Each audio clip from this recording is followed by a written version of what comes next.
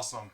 You know, actually, I guess in a way, when this release, we're ending July or starting August with the last Spider-Man movie of, our last MCU movie of 2019, right? And before we talk about this, I just want to say off the bat, I even wrote it down in my notes here. Sony just needs to give up on the Spider-Man IP. Oh God, again. We already do this I every know. I time. have to say it every So we're time. gonna do this in December. I'm We're gonna gonna have to hear say about this all this in December. every Oh, time.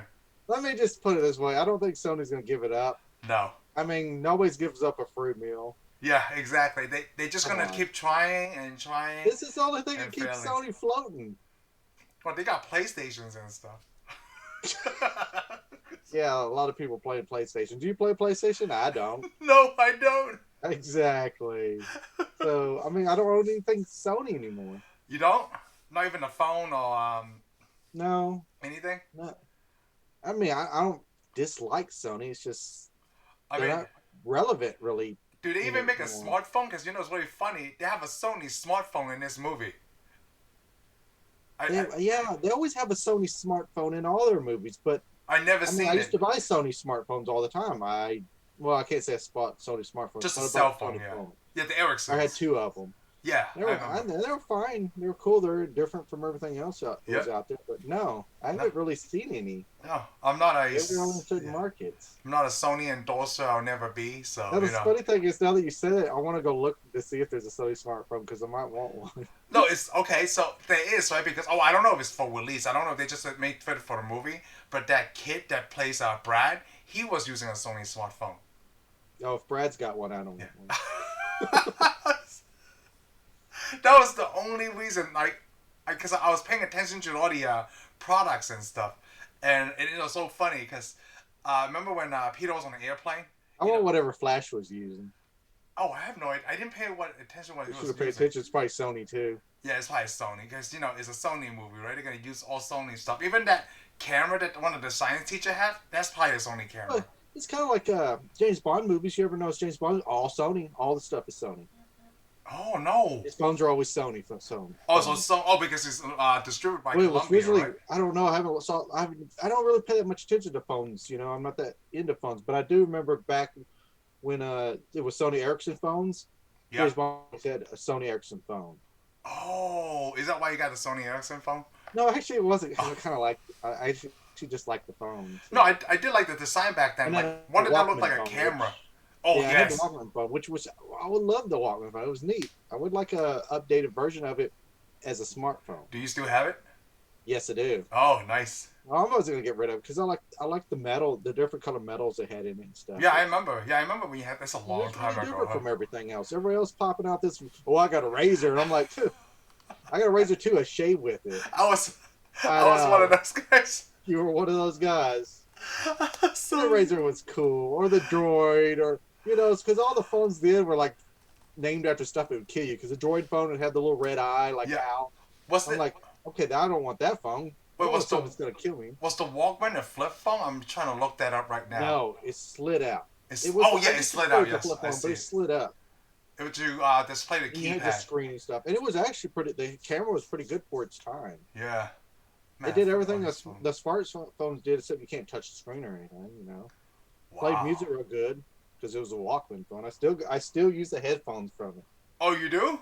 They're nice. They're actually the headphones are. Well, I kinda figured nice. like you know Sony's pretty good on audio and photography, like Yeah. cameras and I stuff. mean, yeah, it was Sony. I mean, but I mean, it's just I don't see Sony stuff that much anymore. Maybe No. everybody had a Sony TV. Everybody did this. Yep. But let's get back to Spider-Man because Sony is supposed to suck in our segment, Yeah. even though So, it doesn't I technically. wanna prove that right now since we say Sony sucks, right? So last movie we talked about No, come on. Frozen. Actually, I'm gonna show you a reason that Sony doesn't suck, but it may Oh. not actually be Sony. Oh, okay. The two Spider-Man movies, best villains in MCU. Yes. Oh, I was just gonna touch on that point. I was just gonna say like you know the Still last best one was villains. Vulture. I mean, It Thanos is the was best awesome. villains. Thanos was awesome. Loki's good character, but Loki's not a good villain. No, Logan's a great character. He's a great I character, but wouldn't not a count great him a villain. villain, yeah. I mean, he just never was a villain for me. But we keep talking about the Vulture. The Vulture was awesome. See, that's that's- the thing. I love the Vulture. And now we got Mysterio, which Oh, here's the thing, you know, when Mysterio, they first showed Mysterio in the preview, and this was awesome because in the trailer, I know Mysterio. we know the history. He's actually supposed to be what, a special effects guy, Actor. He's an acting actor. Yeah, and he's supposed to special effects guy. Yeah, he was a special effects guy, and he was supposed to be like an alien or something. But in this trailer, he's supposed to come from another dimension, and he's a good guy. And I was like, how can he be a good guy? No, he's a bad guy. And dude, in this movie, boom, in your face, one whole giant movie of nothing but misdirection, all the way to the very end after the credits. Yeah, that's why it was so great. When we say Disney Marvel, right?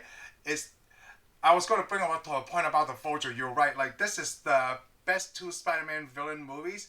That's not Sony, but Sony had the rights to. Because, remember the history, right? Like, well, that's the thing, though. I'm wondering, is it, could we credit this to Sony, or because they won't get, or is it just the Spider-Man has the best villains like Batman does?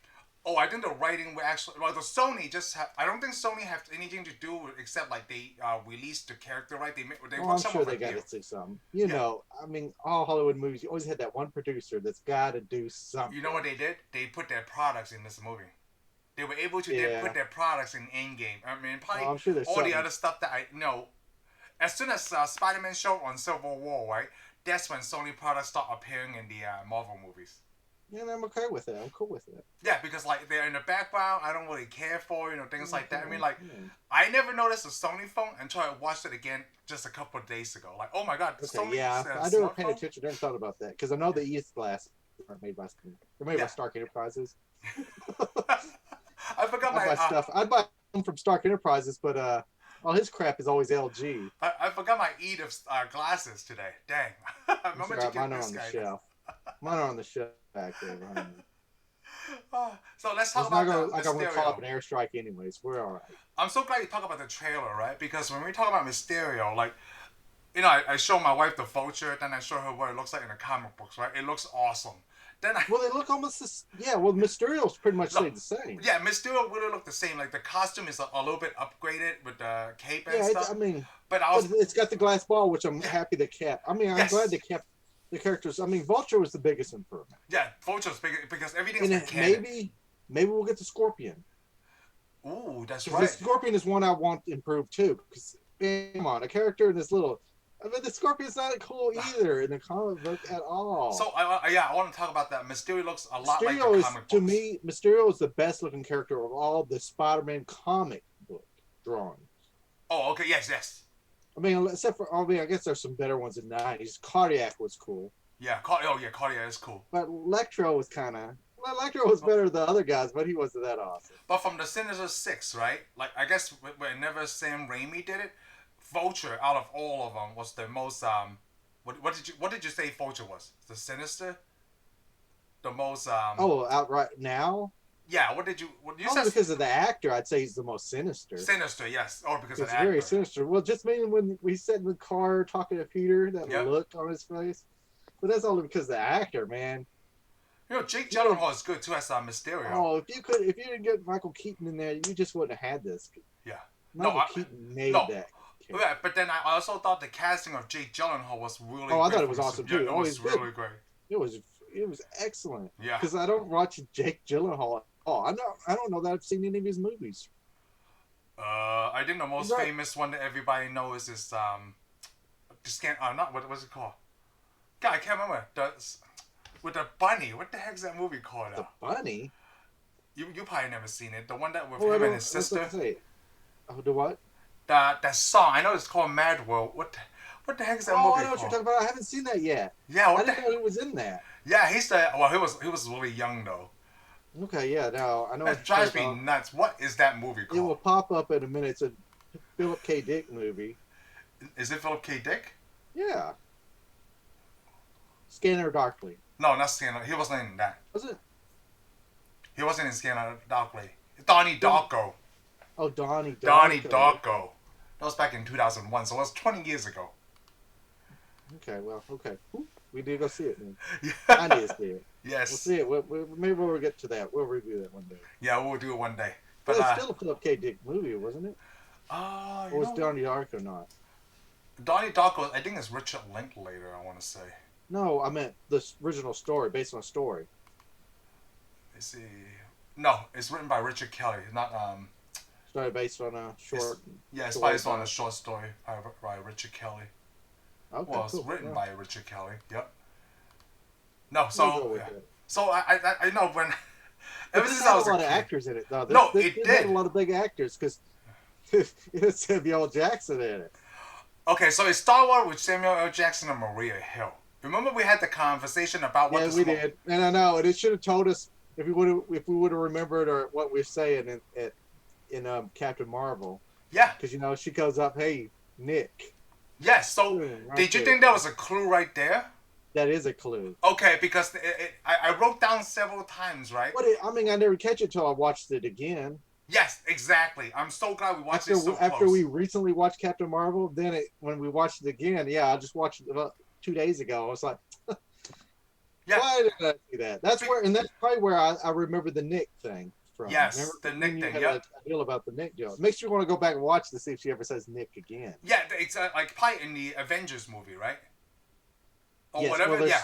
there's only a few movies where they ever talk. So it'd be the Avenger movies. Yeah, it'd be all the Avenger movies, and maybe Civil War. No, he wasn't in Civil War. The Winter Soldier. Yeah, Winter Soldier. That's where we. The Winter Soldier, not Civil War. Yeah. Yeah, Winter Soldier. I'm pretty sure that was him because man, that was blood coming out there. Yeah. Man. I don't think that scroll would have survived all the gunshots that Nick Fury took in right there. Okay, good. So I guess Mysterio makes his first appearance right away. In the beginning of the movie when they go to Mexico, Yeah. right? Yeah, when where they show up in Mexico and this town's demolished, and he shows up. Well, this big monster comes out of the ground. Yeah. And you know what's really weird? Shooting.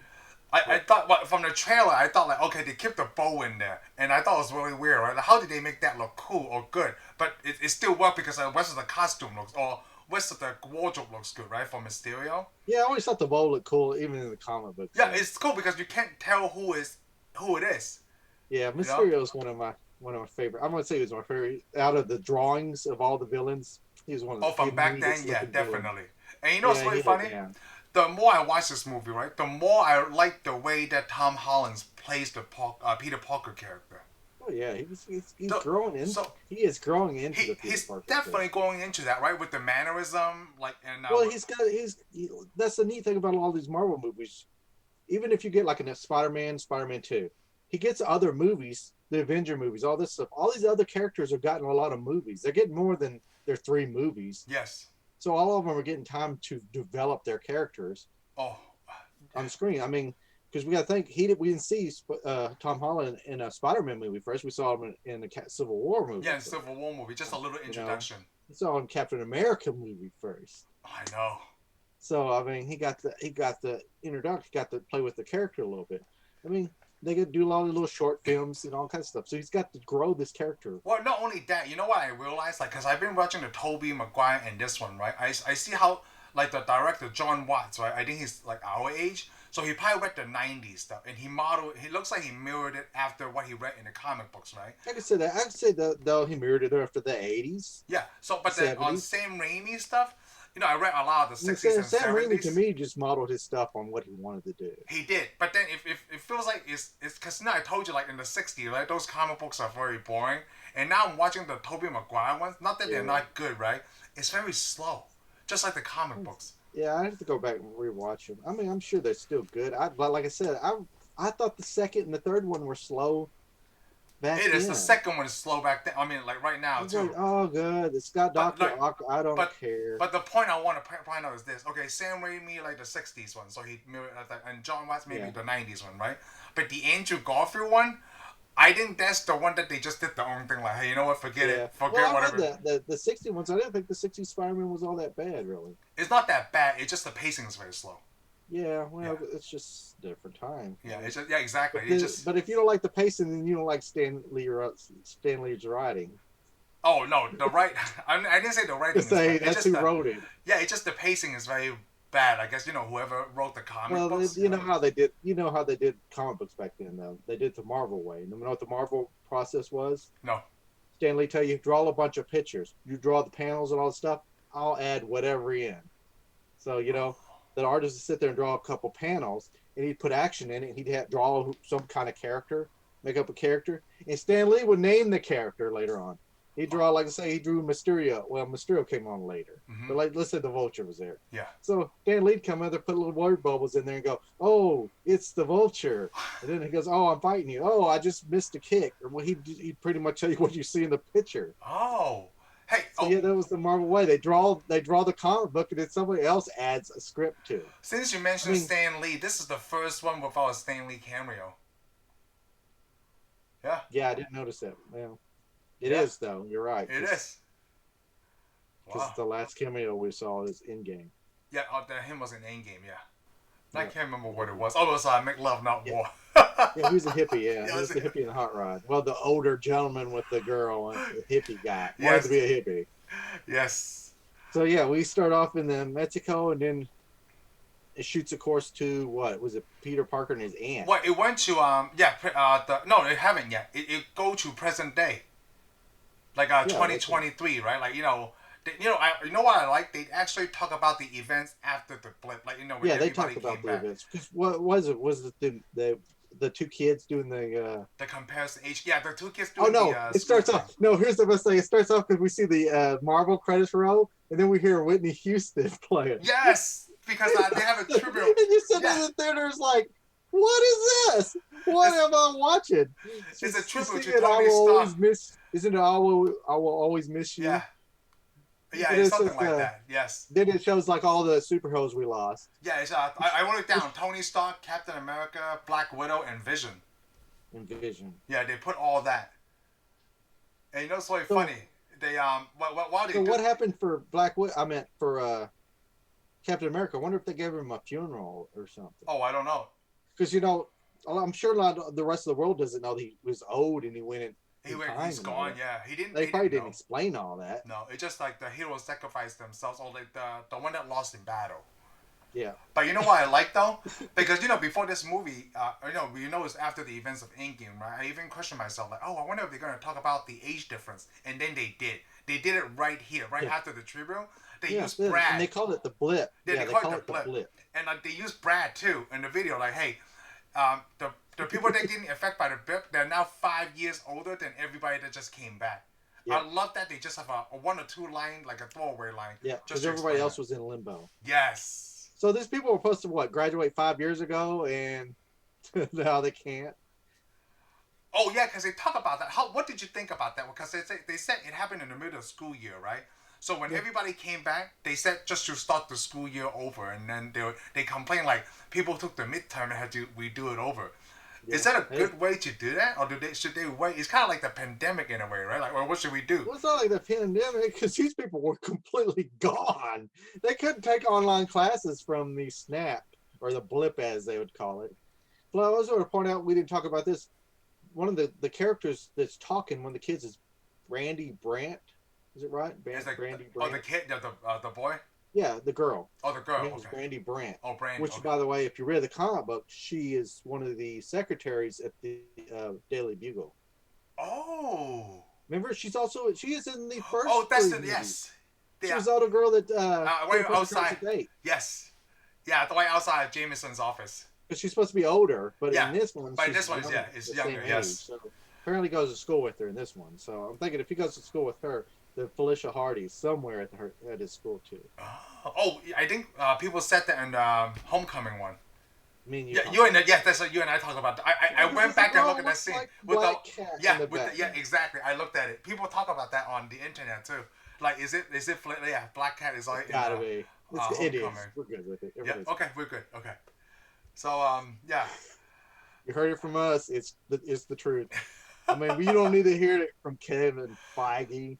No, so you know what's going on. I wrote down a question here that they talk about, I guess in the morning announcement, right? However that school works, like they asked that question, which like they did several times in this movie. Are the Avengers even a thing anymore? No, the Avengers are gone. Yeah. Well, we don't know that. Actually, we don't know that. I should say it, but their building's blown up, and it looks like. We know Wanda's gone because we saw WandaVision. Yep. So she flew the coop and had a nervous breakdown or whatever she did.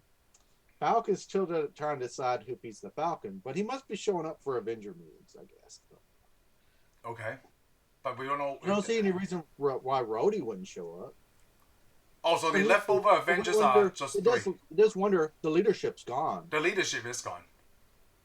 Because I mean, I'm sure Captain Marvel flew off and it's like doing whatever she wants to do again. Because nobody wants to mention her name. Yeah. We even hear that in this movie.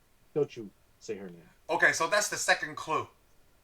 Yeah, so something's going on. So like that was the second clue there with Nick Fury. Like I don't think Nick I think he was speaking on behalf of Talos himself. He said don't invoke her name. Yeah, we can't say speaking on behalf of Talos. That was Talos actually speaking. Yeah, that was Talos actually speaking. We'll get to that in a moment. Yeah. But yeah, he said don't you say her name too. Yeah, he said that. He was so upset. Like, hey, you know what? Don't talk about my savior that way. Well, I guess we'll find out when Marvel's coming out. Yes. But, let's see. So there's no Captain. So there's really no leadership unless Falcon's been doing it. Yeah. No, there's no. You got Bucky who's in trouble. Bucky's got to go through this. The therapy stuff, right? Yeah. But it's hard to tell what time it is during this. He's got to go through the assassin withdrawal program. Oh. I killed so many people. I need to apologize to everybody on Earth. So all these are running at the same time then? So I don't know. Maybe you don't know if Rhodey's doing it. I mean, I'm sure Doctor Strange is just doing his thing. Right, but he's not an Him Avenger. and Wong are probably hanging out eating ice cream still. But like, so, that's not Avengers though. I mean, we're probably missing all the Avengers because I'm sure Scott went back to San Francisco to do the Scott thing. Took his girlfriend with him. I mean, there's nobody there. No, there's nobody there. Like, it's the band the only person that would have been there is Vision, because where's Vision gonna go? Well, Vision's gone. Dead. Yeah, he's gone. Yeah. So the Hulk. So what's the Hulk doing? Is he the leader of the Avengers? He's around. Yeah, that's right. I never thought about where all the other superheroes the Hulk, are. He's got to do something. I mean, he's huge. Yeah. Maybe he rebuilt the building. I don't know. I mean, none of these guys are leaders. I mean, the only guys I could see is Falcon or Rhodey would be the leader, maybe. Yeah. Oh, that's interesting. Okay. Who's is there? Because I mean, we already know the building was been blown to pieces. Yeah, does Pepper Potts have Stark Enterprises rebuild the building? I don't know. I guess we'll find out. I mean, that's the only eventually. that's the only backing they could get, or unless they got money and donations for the rest of the world. But we see throughout this movie. But this is the theme of the movie. Spider-Man keeps getting asked, "Are you going to be the next Tony Stark? Yeah. Are you going to be the Avengers? Yeah, Are you going to do this?" But he's not showing up at Avenger deals, so apparently there's no Avenger place to go to. No, it's because like there's nobody else to ask for from the reporters, though. You know, like yeah. We'll bring it to that scene, like, because I like the other thing that why I like Tom Holland so much is because the plan that he tells Ned. I have a plan. About the Europe thing. I'm going to buy her this thing, right? And then we're going to go to Paris. The black dollar. Yes, the black dollar. Yeah, the black dollar necklace. I love that because he's talking. Man, I love Ned. Ned's like one of my favorite characters because I'm like, this guy is like would be my friend here. Yeah, you know what's really funny? They don't have that in the other two Spider-Mans, like Maguire. No, because this is like real. This is like the friend you had in school. Yes. Well, they're the friends if you had friends. That adds on to so much because he's a guy in the chair, Yeah, he's just a guy in the chair. He's just another kid, dude. He's like, hey man, why are you getting a girlfriend? Why are you getting a girlfriend? This is just stupid. And you know how I like Spider-Man, not Spider, Peter Parker, Ned, Mary Jane, and Ned. They were all part of the blip, like that whole group, Yeah, their whole group. I even Flash apparently was part of the. Yeah, part of the blip. Yes, he came back. Yeah. Yeah, it's hard to tell some of the characters because actually they aged quite a bit. Already. Yeah, and Aunt May. Aunt May is part of the blip too. You see that? Yeah, she did blip out. It even says that she blipped. She even tells the story of her blipping out. Was Happy part of the blip? I don't know. No. That's the problem. I couldn't figure out even to the end of the movie if Happy was part of the blip. No, because so we go to the charity thing, right? It says like I don't know about Happy. He says his beard was a blip beard. So I don't know if that means. I thought we maybe he grew it during the 5 years. Yeah. So maybe he's he grew out in the 5 years. Maybe he's as old as like Aunt May. I do like the chemistry between Aunt May and Happy. Well, that's the thing. I'm going to say that Happy didn't get blipped out. Yeah, I don't think he did either. I'm thinking he probably made it through the 5 years. Yeah. You know what? You know what? He did, because he was there with Tony. Yeah. Well, we never saw him with Tony. No, he never saw him from Tony. That's right. No, we don't see him until the end of the. He is in Endgame, but he doesn't show up until the end where he's talking to Tony's daughter. He's talking to Morgan. Hey, I'll get you all the hamburgers. Yeah, we get your cheeseburgers you want. We did talk about that last time. Yeah. Actually, no, there is a scene. He may have been there when they recorded all this stuff too. Yeah. seemed like there was something that made it seem like he was there. Yeah, like they blipped everything out. So he just got older, like with everybody else. I think he did. Yeah. He grew a beard. That's all he grew in 5 years. So. Hey, happens to some people. It's okay. So I think by the way, I like Happy's character in this movie. Too. I do too. He's somebody else was like, "Oh, I don't like that character. I don't know why they put it in there." I'm like, "Why? What was wrong with the character?" He's like a older, angrier version of Ned. That's part of Tony Stark's side too, if you think about it. Because he get upset with Peter the same way that Tony would have. He didn't get all them. Yeah, he played a good character. No, he still was a good character. I don't feel he got mad at all either. Well, he was there when Spider-Man finally needed somebody. Yes. He popped up because remember he didn't want anything to do with Spider-Man at one time. Yeah, he didn't. But now he's still doing the job that he was given at the end of the last Spider-Man movie. Yeah, to protect. Pretty much want him to take care of this kid. Yeah, take care of the kid. Yep. So yeah, that's what he's doing. No, it's really good. But yeah, we get Ned and them talking to her, and of course, MJ shows up. You know, and you can tell that she likes Peter Parker. In what part? Oh, in the classroom. Yeah, talking about the plan. In the classroom because she shows up and she's just trying to be part of the group. And of course, they're like changing this stuff. You have a plan? Plan. Yeah, she comes out tiny little silverware like a grandma. Hey, come on, there's nothing wrong with collecting spoons. It is. MJ in this universe is so funny. Like she's always saying like depressing stuff. Yeah, she is. Well, that's that's her character. Well, that's like she wants. He's buying a necklace about a bunch of murder. Yeah, because he knew that she would like that kind of stuff. Yeah, I know. That dark stuff. Sometimes you gotta have some emo goth chicks in your. Yeah. Oh, well, you know what? You're right. We touched on that. Like, I did like Aunt May's story about like her coming back from the blip. Yeah. So that means that they don't live in that apartment anymore because it was. Yeah, because somebody else already moved into their apartment or squatting in her apartment. And they never talk about where they live. They just went straight to the trip. Like they were packing in the house, right? But then you know. I'm sure there's a lot of. I probably got crowded again. I bet you it was hard to find an apartment after the blip came back. Yeah, everybody was rushing for a place to live. I wanted to actually move into that house that that little neighborhood, like And you know what's really funny? They actually talk about what Aunt May does. I have no idea what Aunt May does. I didn't see. I don't think she does anything. No, like a volunteer work or something. Oh no. Oh, they show her. Yeah, they show her doing volunteer work now. Yeah. She runs like a foundation. Yeah, on a foundation. Yep. But yeah, that's where we go, and she's standing on the stage talking. Yeah, just talk about Well, she talks about the blip first. Yeah, the blip. Yeah. Then everybody thought she was their mistress or her. Yeah, that was really funny. What a mix-up, and of course, and then you talk to Spider-Man, and I guess Spider-Man's just doing local Spider-Man things. Yeah, exactly what it is. Yeah. And he's using his Iron Spider suit. Yes, like the nano thing. I love that.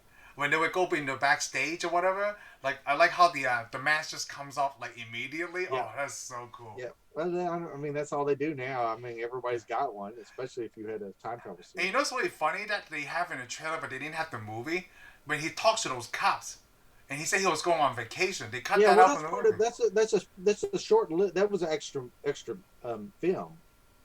Oh. Yeah, that thing was called Spider-Man's. Wasn't it called Spider-Man's to-do list? On what, from the movie, or are you talking about from the No, there was a little short film like they did on the last Spider-Man movie where he's going around Germany. Remember that? Oh, you know what? They didn't show it in this movie. I think this was called Spider-Man's to-do list. Oh, I didn't see it. I don't think this was a cut scene. This was a Spider-Man's to-do list. You didn't? Yeah, you saw the scene where he's talking to all those cops. You didn't see that? Where he goes to bust all the gangsters. He goes to bust all these gangsters, and he whips them all. And this one guy shoots at him. He falls down. He jumps up. I was just joking. This suit's bulletproof. But he's talking to all these bad guys while he's beating them. And then when he beats them, 3 cops show up. NYPD guys show up. He's talking to these guys, and they're like, said something to him. He goes, "Well, I was busy doing your job." Yes. And then he goes, "No, I'm just joking." And the guy's like, "Hey, can I get a selfie with you?" He goes, "Oh no, I got something to do. Maybe later." I didn't see this part. But he also aims at all those people. Goes, "See, that's the dealer. That's the gun dealer. That guy owns this restaurant. I missed that part. Where was that? Was it in this Oh, movie? it's a second extra film. I watched it on. I got the video, so. Wait, so you had to watch it as a special feature? Yeah, it's a special feature. Oh, that's why I was like, it wasn't part of the movie. It's his to-do list, and it's right before he takes his trip, because then he leaves and it shows other scenes where he's doing stuff, because there's a scene where he's gathering up all his action figures. And he's put them in this little deal. He's got all these He-Man and Star Wars guys, and probably some G.I. Joes, and he goes to the shop, the toy store, or the comic shop. Oh man! Slides them over to the dealer, and I think the guy that's buying them is Michael Bendis. I'm not sure, the comic book writer. Oh, okay. I mean, I should have looked. He looked like him. Oh no, I completely missed that. Name wrong. He's probably one of the guys who drove car. But anyways, guy's like, "You sure you want to do this?" And he's like, "Can I keep the Lobot?" He grabs the Lobot. Remember Lobot from Star Wars? So you're saying that he sold those toys to buy the thing for MJ? He sold his toys to buy that deal for MJ. Okay. But before that scene, there was where he goes to Del Mar's grocery. Oh, I missed that. He starts talking to him in Italian. Yeah, because like he wants to get that phone jack, the split phone jack. Oh, he says it. He says it back to him in a better Italian, you know. Oh. And then Peter Parker's like, "Yeah, that's what it says. That's exactly what it says. Just maybe move some words around." Oh man, no, I missed that special feature. Oh, this was a good one. Oh, I bet it was. Yeah, I mean, they couldn't include it in the movie, but it would have been awesome. It would have made it in, but it would just expanded the, it would expand a bit. Oh man, I can't believe I missed that. Because I usually watch those special features, but the one I watched was just the making of Spider-Man, and I guess Tom Holland and his brother have some kind of charity foundation. I saw that. Oh, okay. I didn't see that. Dang. No, I just saw that, and then there was the cut scenes, all the stuff they cut out. Yeah, all the stuff they cut out. This was actually a short film, and it starts off Peter Parker's to-do list. Oh man, I gotta check that. I still like Actually, good. I mean, yeah, because they made it. It's not cut scenes. It's a special what do they call it? Marvel one shot. It seems like a it'd be in that category. It's like the Germany thing we saw. I can't believe how good Marisa Tomei still look in this movie. Aunt May. Oh no, even after she was in a blip. I mean, come on. Oh, so she still stayed in their 50s age. She lost 5 years. I mean, it's okay. Who doesn't want to be in a blip? How'd you like the little relationship between Happy and Aunt May? Oh, I thought it was awesome, man. I love it. I'm like, hey, let's do this. It is so funny. I like when he bring in that big ass check. He's like, "Well, the check is." Yeah, and it's from Pepper Potts. Yes, they mentioned Pepper Potts. So yes, they mentioned Starr. So she's still apparently running the company. Yes. I mean, I don't know why she wouldn't, because she got a daughter. She got a daughter, and you know what? Everybody came back, so yeah. Yeah. Oh man. Just there's no more Tony. And I like how Happy showed up just to tell Peter that Nick Fury was going to call him, and he's like, "What does he want with me?" He's going to call you right now. And then of course he's like, "I don't want to talk to him." And he goes, "Don't you ghost him, because if you ghost him, then I have to talk to him." Like, and I don't want to talk to him. I'm scared of him. I'm scared of him, which I don't believe he really was. You don't think so? No, I don't think he was. Well, he was, and he grew when he went through all the trouble, all the danger, or he was just playing the whole time. Oh, I just thought that way Peter would pick up the phone. Yeah, I mean, it could have happened, but I don't see Happy as actually being scared of.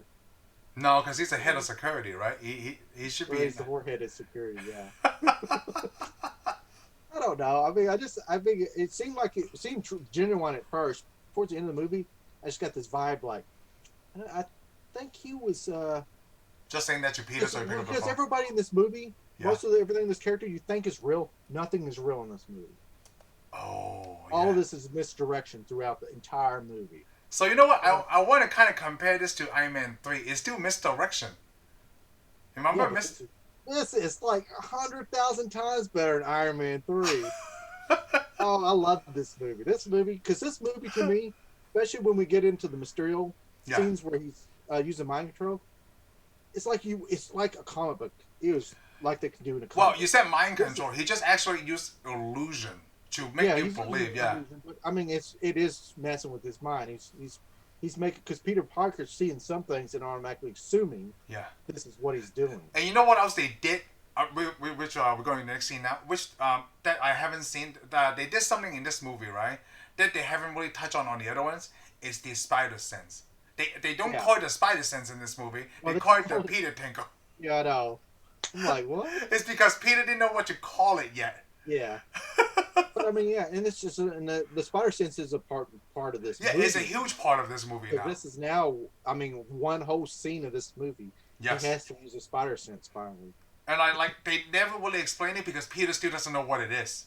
Yeah, and the audience, some of the audience does, and some Yo, don't. obviously I knew what it. You knew what it was because it's spider sense, you know. Sure, I don't know what it is. Because like you know what, they touch on it immediately when Aunt May throw the banana to him. Yeah, but she hit him in the face. She hit him in the face, but then I think spider sense is only for dangerous stuff. Like banana hitting in the face, right? Is not a dangerous life thing. I think the problem is maybe he hasn't learned to attune to it yet. Yes, Plus, they did do he's that. so busy thinking about something else. Yeah, they kind of show that in the first Spider-Man from Tobey I think the whole point of the movie is for him to get used to relying on his spider sense. Yeah, he learned it from this movie. The first of the movie, he doesn't. He just calls those spiders tingle. He doesn't like the name.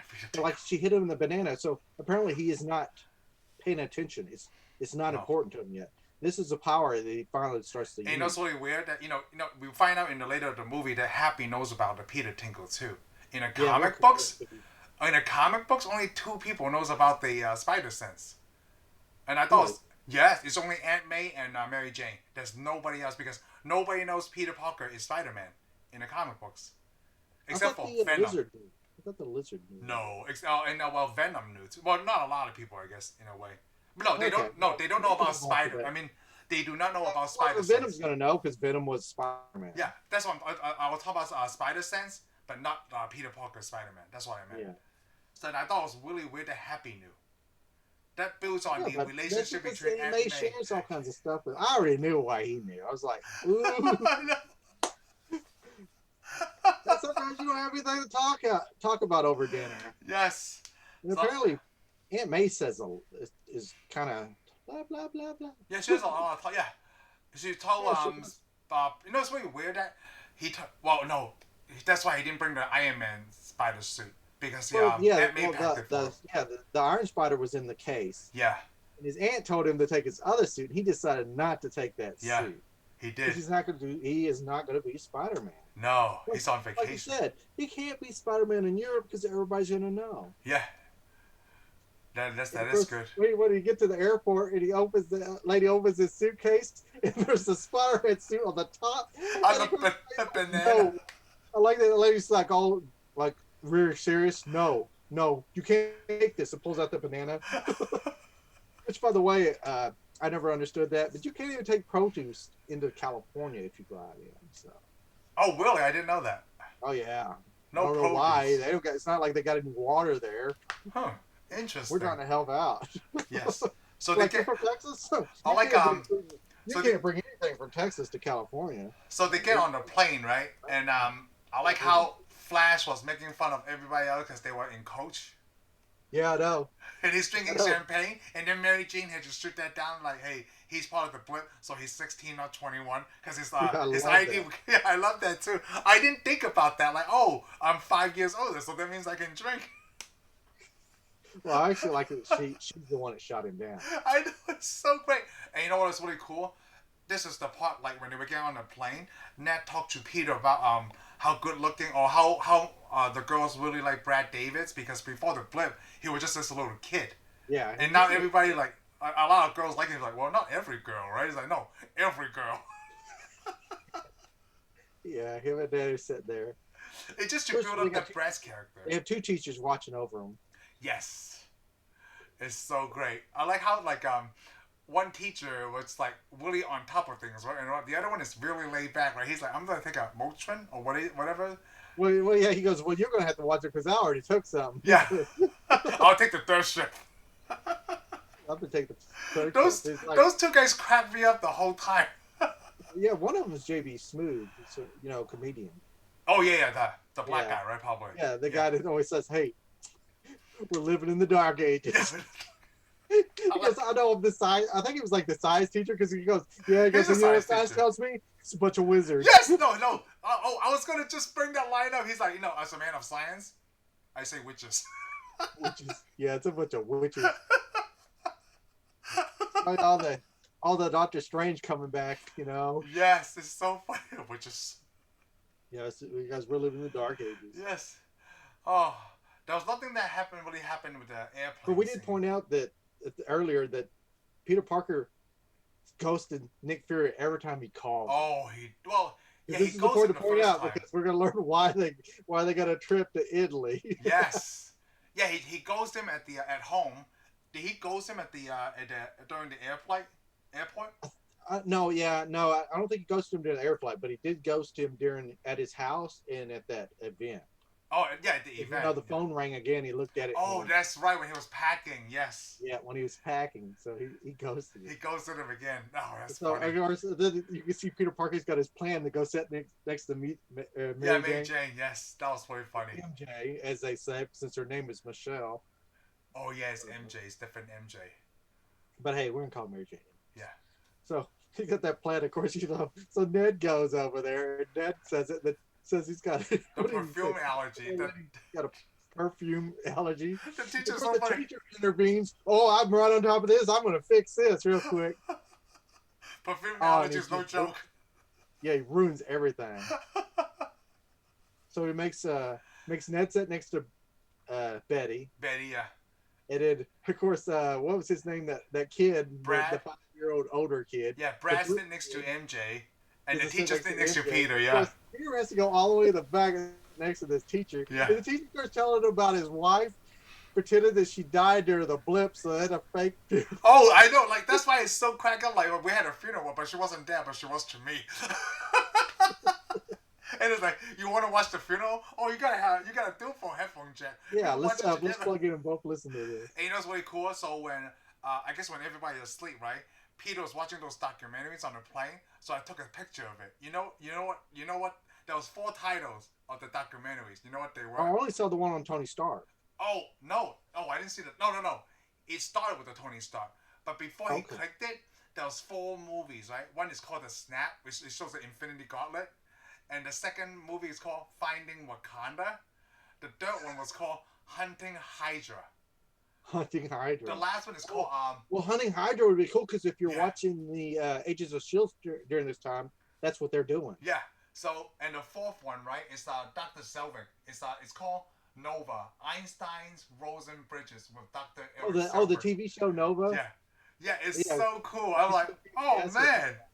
I like that one when it showed the Iron Man one. I was like, I would watch that. Yeah, they watched the Iron Man one, but like I thought these 4 titles, just to have the cover art and those names, I thought it was really cool. And they only showed it for 1 second, but they took a lot of time just to make those covers, just to show it for that 1 second.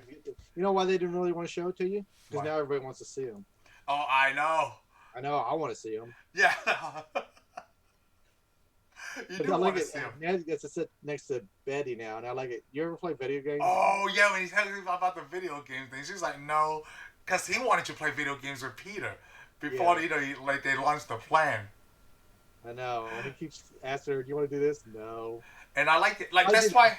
I'm surprised she didn't look at him go, a puppy bit my face. That's why I like... Remember Bernadette? Yes. Well, that's why I like... Tom Holland or Peter Parker, because he kept looking at MJ and Brad, right? And they were watching movies together. Yeah. That was so great. He decides to go to the bathroom. And then he started cleaning out the bathroom when he thought MJ was outside. Well, he was done. He was done in the bathroom. Opens his door, sees Mary Jane standing there waiting to get in. So he closes it and he cleans the bathroom. And she listens in, and then she walks, and then he opens the door, and there's what's his name? That's Brad. Yeah, Brad. Yeah. I'm like, what a loser, man. Things you do when you're young to impress women. Yes. That's exactly how I like his Peter. I've ever cleaned a bathroom on anything. Much less the airplane bathroom. Well, yeah. I mean, it's not that I wouldn't. It's just... So where did they go first? Was it France? No, they went to Italy. Italy first. Yes, thank you. I like how the hotel is flooded. Like, they go inside, right? And they walk in. Well, yeah, because it's Venice. Oh, it's Venice, yes. Yeah, it's Venice, Italy. And, of course, Venice is supposed to be sinking into the ocean anyway. Of course, they go to the building. Of course, the guy's like, the teacher's like, oh, this is so great. This is so awesome. This is the way it's supposed to be. Yeah. And, of course, you got Flash is filming, what is it, YouTube? Or he's got like a... Yeah, like a TikTok video, yeah. Flash mob. Yeah. all his followers because his name is Flash. Flash Yep. Mob. He's filming all this stuff. It just shows that them having a good time. Yeah, all of them have a good time. Plus, oh, by the way, we got to point out Ned and Betty hook up on the plane. Oh yeah, I like how like they got off their plane and like because there was turbulence and they touch hands and then they hooked up. Yeah, and he's like, "Oh, we have so much in common." I'm like, "No, you don't." She tells him what to do the whole time. He's like, yes, babe. She tells him what to do, and he's always like, "Yes, dear. Yeah. Yes, sweet." Well, until like the times that he had to cover for Peter, right? Yeah, well, he has to cover Peter too. Don't like it's just a lot of great lines from Ned too. Remember that Brad's now watching Peter too. Yes, he is, because he's trying to help always trying to watch his back, or got Peter's back for him. Yeah, I don't know. Well, Brad's like spying on him now. He sees that Peter keeps trying to talk to MJ. Yes. And that's MJ. So Peter Parker. By the way, you got to watch it. Peter Parker walks around. They show him all seeing stuff, and he goes by that Black Dahlia. Yes, he buys the Black Dahlia. Right before he turns around to go in there, right? No. Mysterio's in all these scenes. What? You didn't see that? No. He wears like a Hawaiian shirt. He's standing at the doorway, and as soon as Peter turns around, he turns around and walks off. And there's another scene he's watching him with cameras and stuff. Oh, he's in a lot of the scenes. Oh, I didn't know. I didn't pick that up. Movie. He's been spying on him in Italy. This is a whole setup. No. Dude, Yes. my jaw is on the floor. Right there, yeah, because the best, I mean, a lot of them you don't notice it, but the one where he spins around, there's a scene where he's looking at somebody or talking to somebody, and he has to go do something. I think he's talking to Ned. He spins around, and you see him. You can see Mysterio's clean as day, wearing his regular clothes. Okay. So every Hawaiian time, shirt. I need to go back. This is like a Fight Club moment for me. Yes, he's standing there, and he's watching him, and he turns, and then Peter walks right past him. But, so you said Venice is not the only place that Jake Gyllenhaal shows up, right? I can't remember if he shows up in the other scenes, but I've only seen the Venice. Okay, so obviously it makes it seem like before him and Jake Gyllenhaal, before Quentin Beck and Peter Parker meet, you could tell that he's spying on him. Yeah, he's been spying on him. Quentin Beck is the one that's kind of manipulated Fury probably into getting him into Italy. Yes. Because Beck has already got everything. Because we don't know it now, but right now Beck's already got a machine set up in the water. Yeah. Whoa. He's got all this other stuff, and everybody's in their places. And I don't know if you can see the other characters you may see the other characters that work on his team. Yeah, on his team. Whoa. But yeah, no, I saw Beck. I was like, what? No, I didn't notice that. Yeah, he's wearing like a kind of colorful shirt and everything. So there's probably other characters. I didn't think to look for him. I didn't think to look for him, but now when you say he turned around and I saw Quentin Beck right there. It's like what? And he turns around real quick.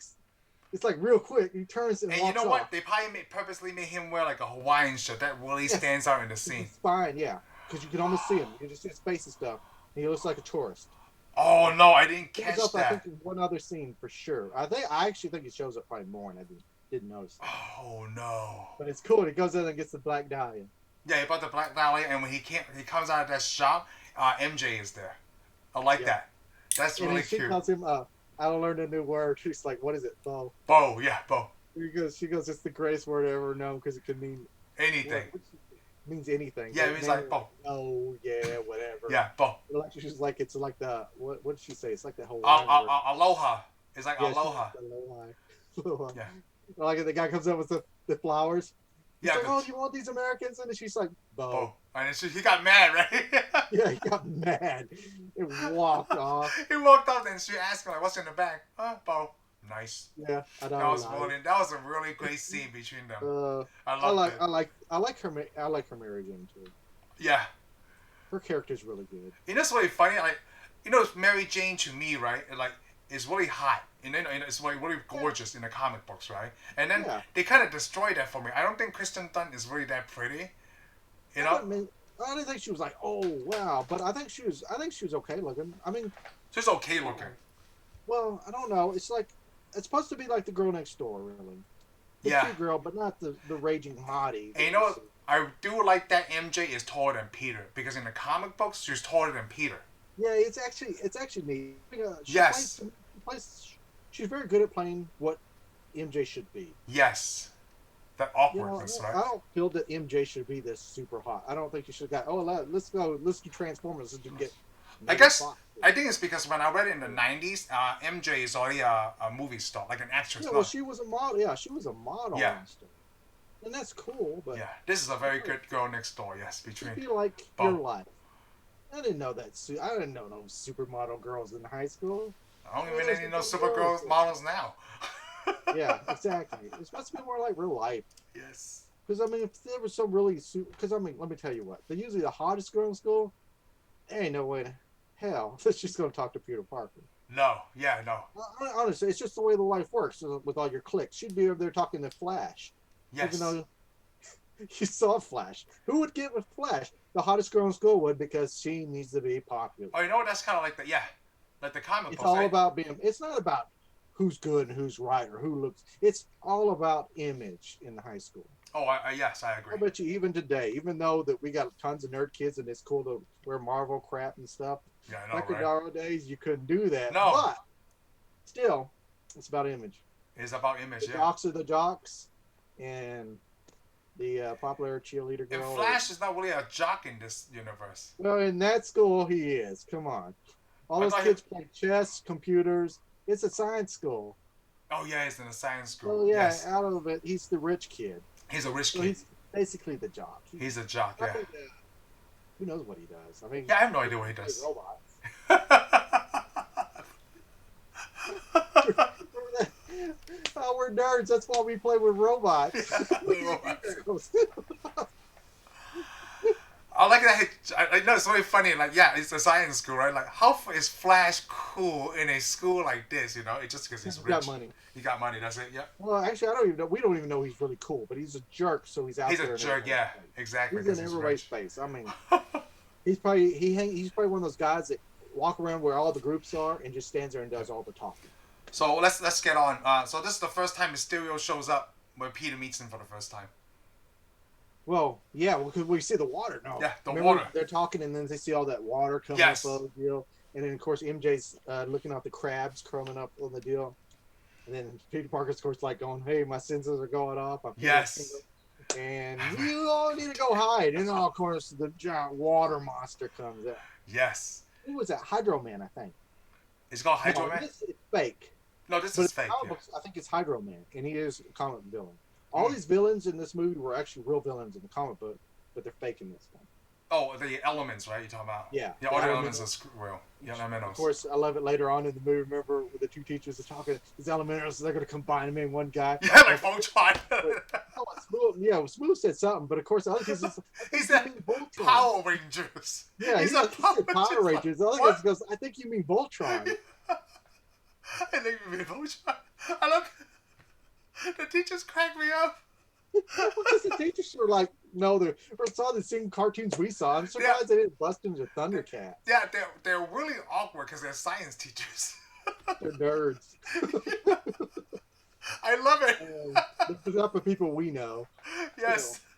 They're the But yeah, coolest so we teacher, got the giant deal, and Mysterio comes down and starts fighting. And of course, Peter puts on that stupid little what do you call it? masquerade mask, right? Yeah, the masquerade hat, the party hat. He's like, hey, I like it how he so easily made friends with Mysterio.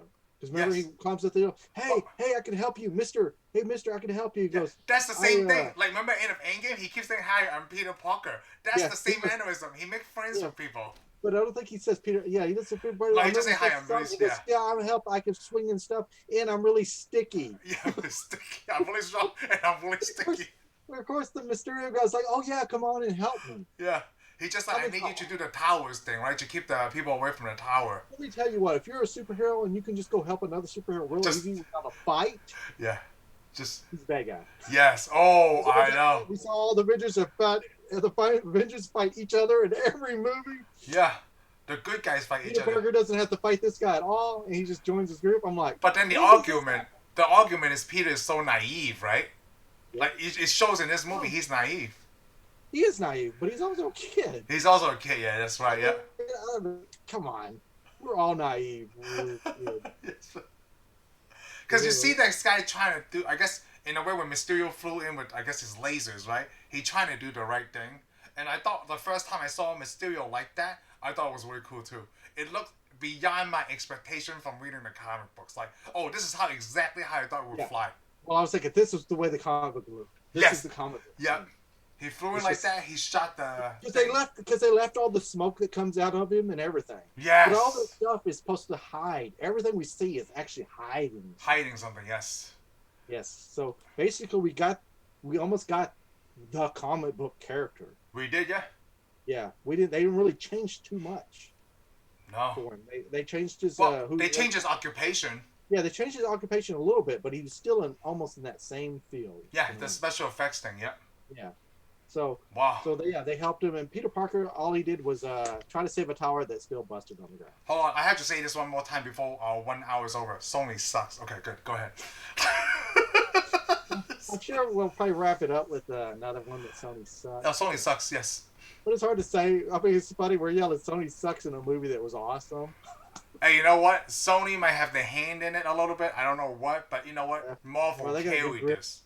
I don't know if they carried this the whole way. They got a good grip on it. Let's put it this way. They got a good grip on it.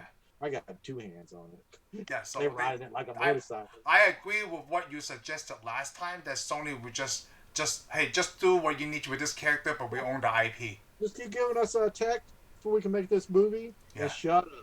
Yes, just make this movie and shut up. Yeah, just do the villains or whatever you guys are doing, like the Venom, Carnage, Kraven the Hunter, Mobius. No, don't do that. Hey, they shouldn't do that, because Marvel could take these villains and make them even better when they put them in the Spider-Man. Yeah, they can. So they're already ruining characters. Yeah, they are. Oh, we don't know that yet. We haven't seen the Morbius movie yet. No, not yet. I'm saying like saw the that's Venom what they're movie, doing. and I have it, so we know it's not good. Yeah. I can't. I'm a huge. You didn't defend it this time. I'm a huge Venom fan, and I'm not a fan of any time. So far, I'm not a fan of any Venom that I've seen in cinema. Okay. See, it even had a good actor in it. Yeah, exactly. They still couldn't save it. Yep, they can't do it. They need to come stop. on. This is the problem. You know, I hate when they do movies. They go, "Oh, we got something that's real good, and we're going to try to throw a branch out and save the other movie." I'm like, "Hey, Marvel, don't touch that movie. Don't put anything. Don't bring that into this universe." Yeah. Like everybody's like, "Hey, we want to put Deadpool." I was like, "No, you don't really want to bring Deadpool because you don't want Ryan Reynolds bringing down your franchise." Okay, so the thing is now it's gonna happen, man. We're just waiting for Mobius to come out to see how the Michael Keaton is tied together. Very ready. I mean, if it works, it works. We'll see. Okay. I guess we shouldn't be kicking it until we see it. I know. Just give me a release date, actually, we should hate it. You know why we should hate it? Because it's Sony. It sucks. We're gonna love it. Oh, yeah. Because I'm going back. Hey, remember I said that? Good. Yeah, Sony sucks. Yeah, we're gonna be. This movie was so good, and everybody around us is gonna be like, I don't think they saw the same movie, so. Yeah, we'll have to see. I mean, they don't even have a new release date for Mobius or anything. Well, but we go back to the awesome thing is everybody gets together. They beat that monster. Yes. That goes on. They see the news report, and everybody's calling the Man of Mystery. The Man of Mystery, yeah. They call him... it's always an Italian word, right? Yeah, Mysterio. Yeah, they use the Italian word. Yeah, Mysterio. I don't know if that really is the Italian word. And you know what? While the news story's going on, I love how Flash is in love with Spider-Man. Oh, yeah, I know. Because it's so funny. And then what did he see? He looks at Peter Parker. What did he see? He's like, hey, what's up, numbnuts? Yeah, they called him a name right there. It's like, right then, they're like, I think it was Mary Jane's like, I can't believe you like Spider-Man now. And then he looks at Peter Parker, hey, numbnuts. And it's so weird because he's just right after they say, like, oh, Spider-Man is better than him. In a way, it's kind of a... I'd say it's like a kind of the Superman thing, you know, the Lois Lane Superman thing. She loved Superman, but then Clark is a nerd. Yeah, Clark is such a nerd. Yeah, it is. She's like people pick on Clark Kent, and then they're like, oh, but I love Spider-Man. Yeah. So yeah, I love that. That is so cool. It's awesome stuff. He just disliked Peter for some reason because he's smarter than him. That's why. Yeah. Well, we also forgot to point out, though, a long time ago, and we kind of braced on this, but every time he sees, because we saw reporters when he was at the beginning of this movie, remember? All the reporters? Yeah. They want to know all this stuff. What do you do? What are you going to do? Are you going to be the next Spider-Man? Or, like, what's going on with the Avengers? They just asked Spider-Man because he's the only superhero available. But, yeah, we can go back. Now we go back. I love this scene where Before you start that, right? I want to touch on like the clumsiness of Peter Parker when he was helping Mysterio. He got hit on the bell like 3 times. Remember that the church bell? Yeah, That's very Peter Parker. We didn't have his game together, but I mean, no. He needs to get his senses together so that way he's not getting hit by the stupid bell in here. But now he's brushing his teeth in his room. Oh, that is awesome.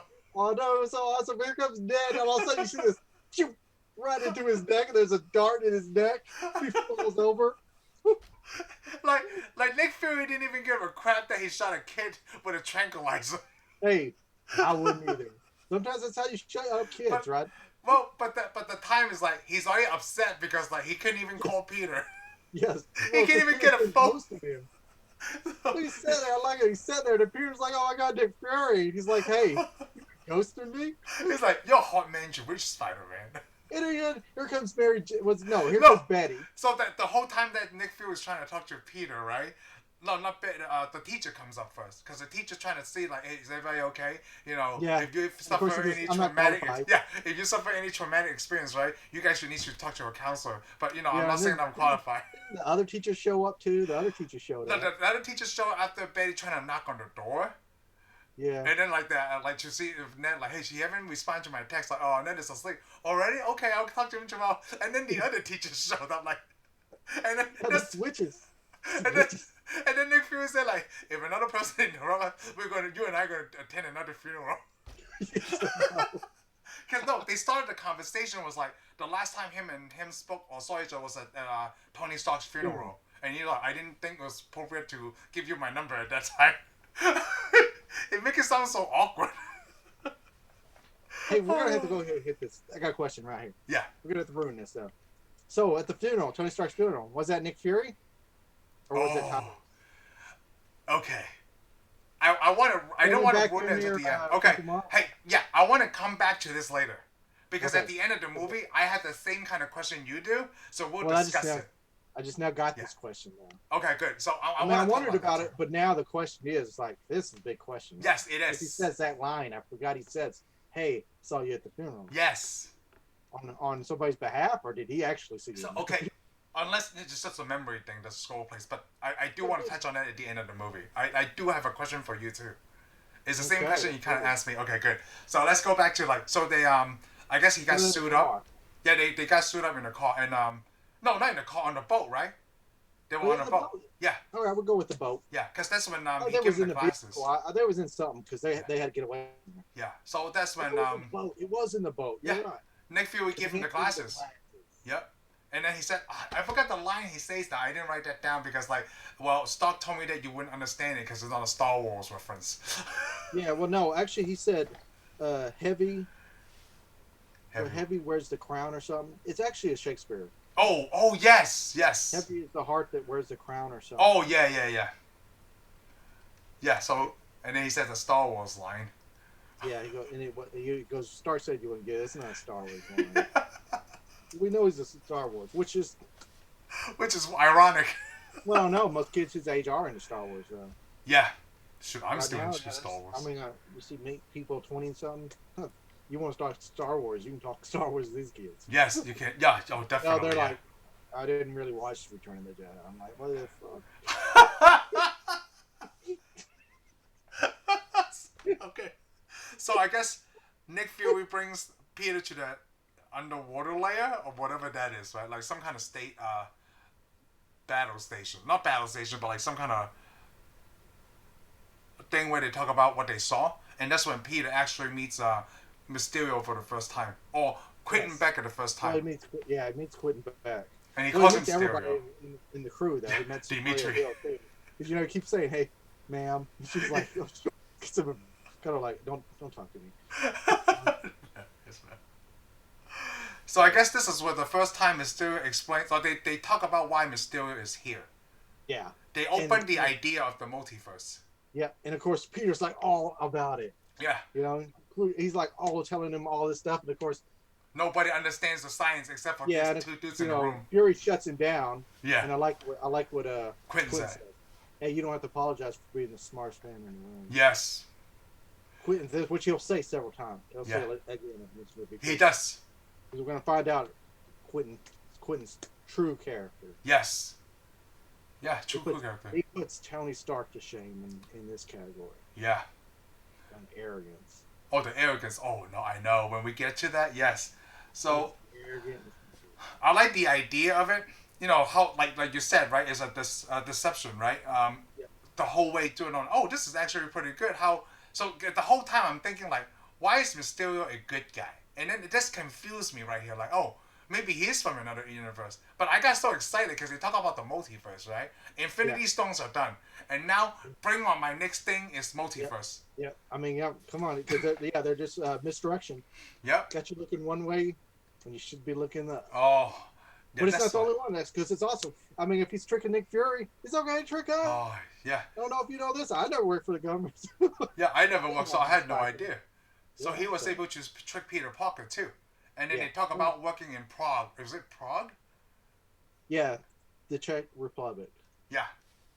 Yeah, they're going to go to Prague. They go to Prague, and Peter's like, I can't go to Prague. You know, this is bigger than me. Like, can you call the other Avengers? And that's when they named the, like, Thor. Czech Republic, I'd get a little worried because, you know, there sure is a lot of Avengers or superhero battles going on in their country. But I want to bring up that one of the when Peter said this is big time superhero stuff. It's too big for me. And that's when we talk about that Captain Marvel line, Thor, and, you know, all these other superheroes like Hulk. And he's like, this is too big for me. And Nick Fury's like, bitch, you've been to space. Yeah, but that was an accident. Yeah, he says. Yeah, because he says that. You've been to outer space.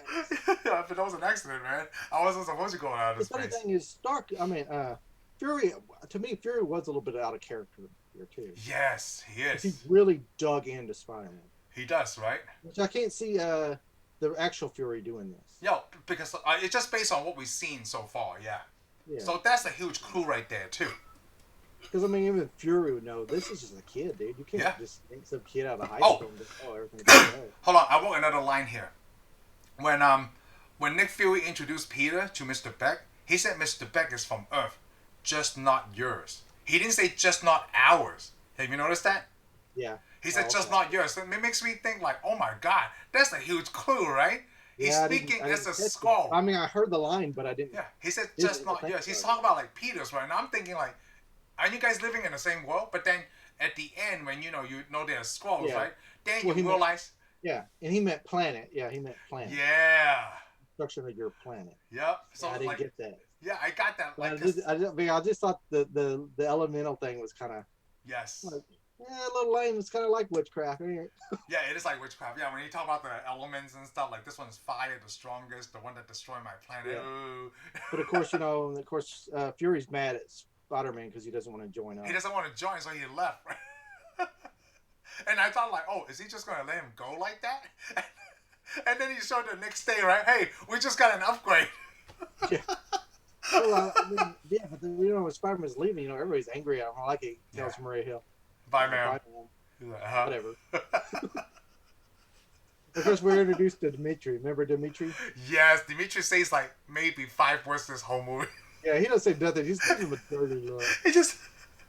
He's a bus driver holding the sign like deaf. Yeah. There's a science teacher trying to talk to him. But when did Quentin Beck catch up to Peter and sat on the ledge with him? Was that next? Oh, that's a lot later. Okay. Because what happens is after they go to Prague, right? Okay. We'll get to it. I know. Yeah, we'll get to that. Yeah.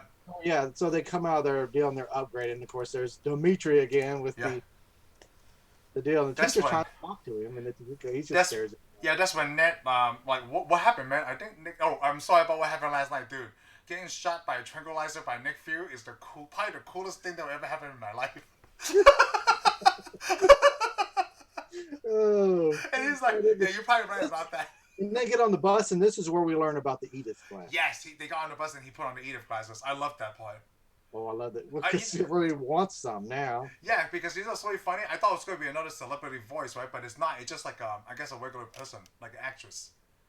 I'm guessing. I didn't even look at. Oh, I looked because it was Jennifer Connelly, right? That did. Yeah, it was Jennifer Connelly. Karen. Karen. Yeah. Well, it's not. Yeah, it's not Friday. It's nothing. It's now the Edith. Edith. Yeah, I like that. Did you like the acronym? When they say the hero. I love it. Even dead. Yeah, because I mean that is Tony Stark altogether. Yeah. I'm gonna And it's assume like Tony does like his me and you have acronyms. been trying to talk about when was the Edith built. Oh I'm gonna say yeah. Edith had to be built before Infinity War. Is it before Infinity War, and he worked on it more during the period I after don't the know, blip? but I mean he wouldn't have gave the glasses to Peter though. No, because he named it Edith, right? So I guess it's. Yeah, I know that. I mean I got that. Yeah, but Oh no, I you're mean right. he was always worried about him being killed anyway. Yeah, he I'm worked saying on he the probably worked on glasses. it. I'm thinking he probably worked on it right before he went to Infinity War. Maybe about that time He that him and started it, yeah, because he had yeah, that him and glasses Purple in Panther. Civil War. Yeah, he had the glasses similar to it. Yep. So, but I mean, that's the only reason he would have gave it to Peter because Peter was still around. Yes. He probably gave it to Nick Fury then and said later on. He was probably thinking maybe 20, 30 No, years down the road. even before Infinity War. Yeah, he would have had to do it before Infinity Probably War. Cause, in Civil War. Remember one of the maybe, people on, like, you know what? They never talk about Quentin Beck's real name. yeah, we never hear Quentin Beck's. Well, I'm going to assume that Quentin Beck's real name is Quentin Beck, I'd hope. But Oh, yeah, but like anybody should have been able to Google it and realize that he works for Tony Stark. for But Tony Stark, yeah. Nick Fury didn't do all his work for No, some reason. because it's not Nick We Fury. learn why Fury didn't do all his work. Yeah, because it's not Nick Fury. Yeah, that's the thing. Exactly. So no, I think he had the glasses in Civil War because they had Well, that he had the glasses hologram. of war. I'm thinking he had several. He probably had like Mark Yeah. One, Mark Two. He does that with everything. Yeah. And I'm thinking that's probably when he built Edith eventually. But I'm thinking he built Edith probably right before Infinity War. Oh yeah, Infinity War. Yes, exactly.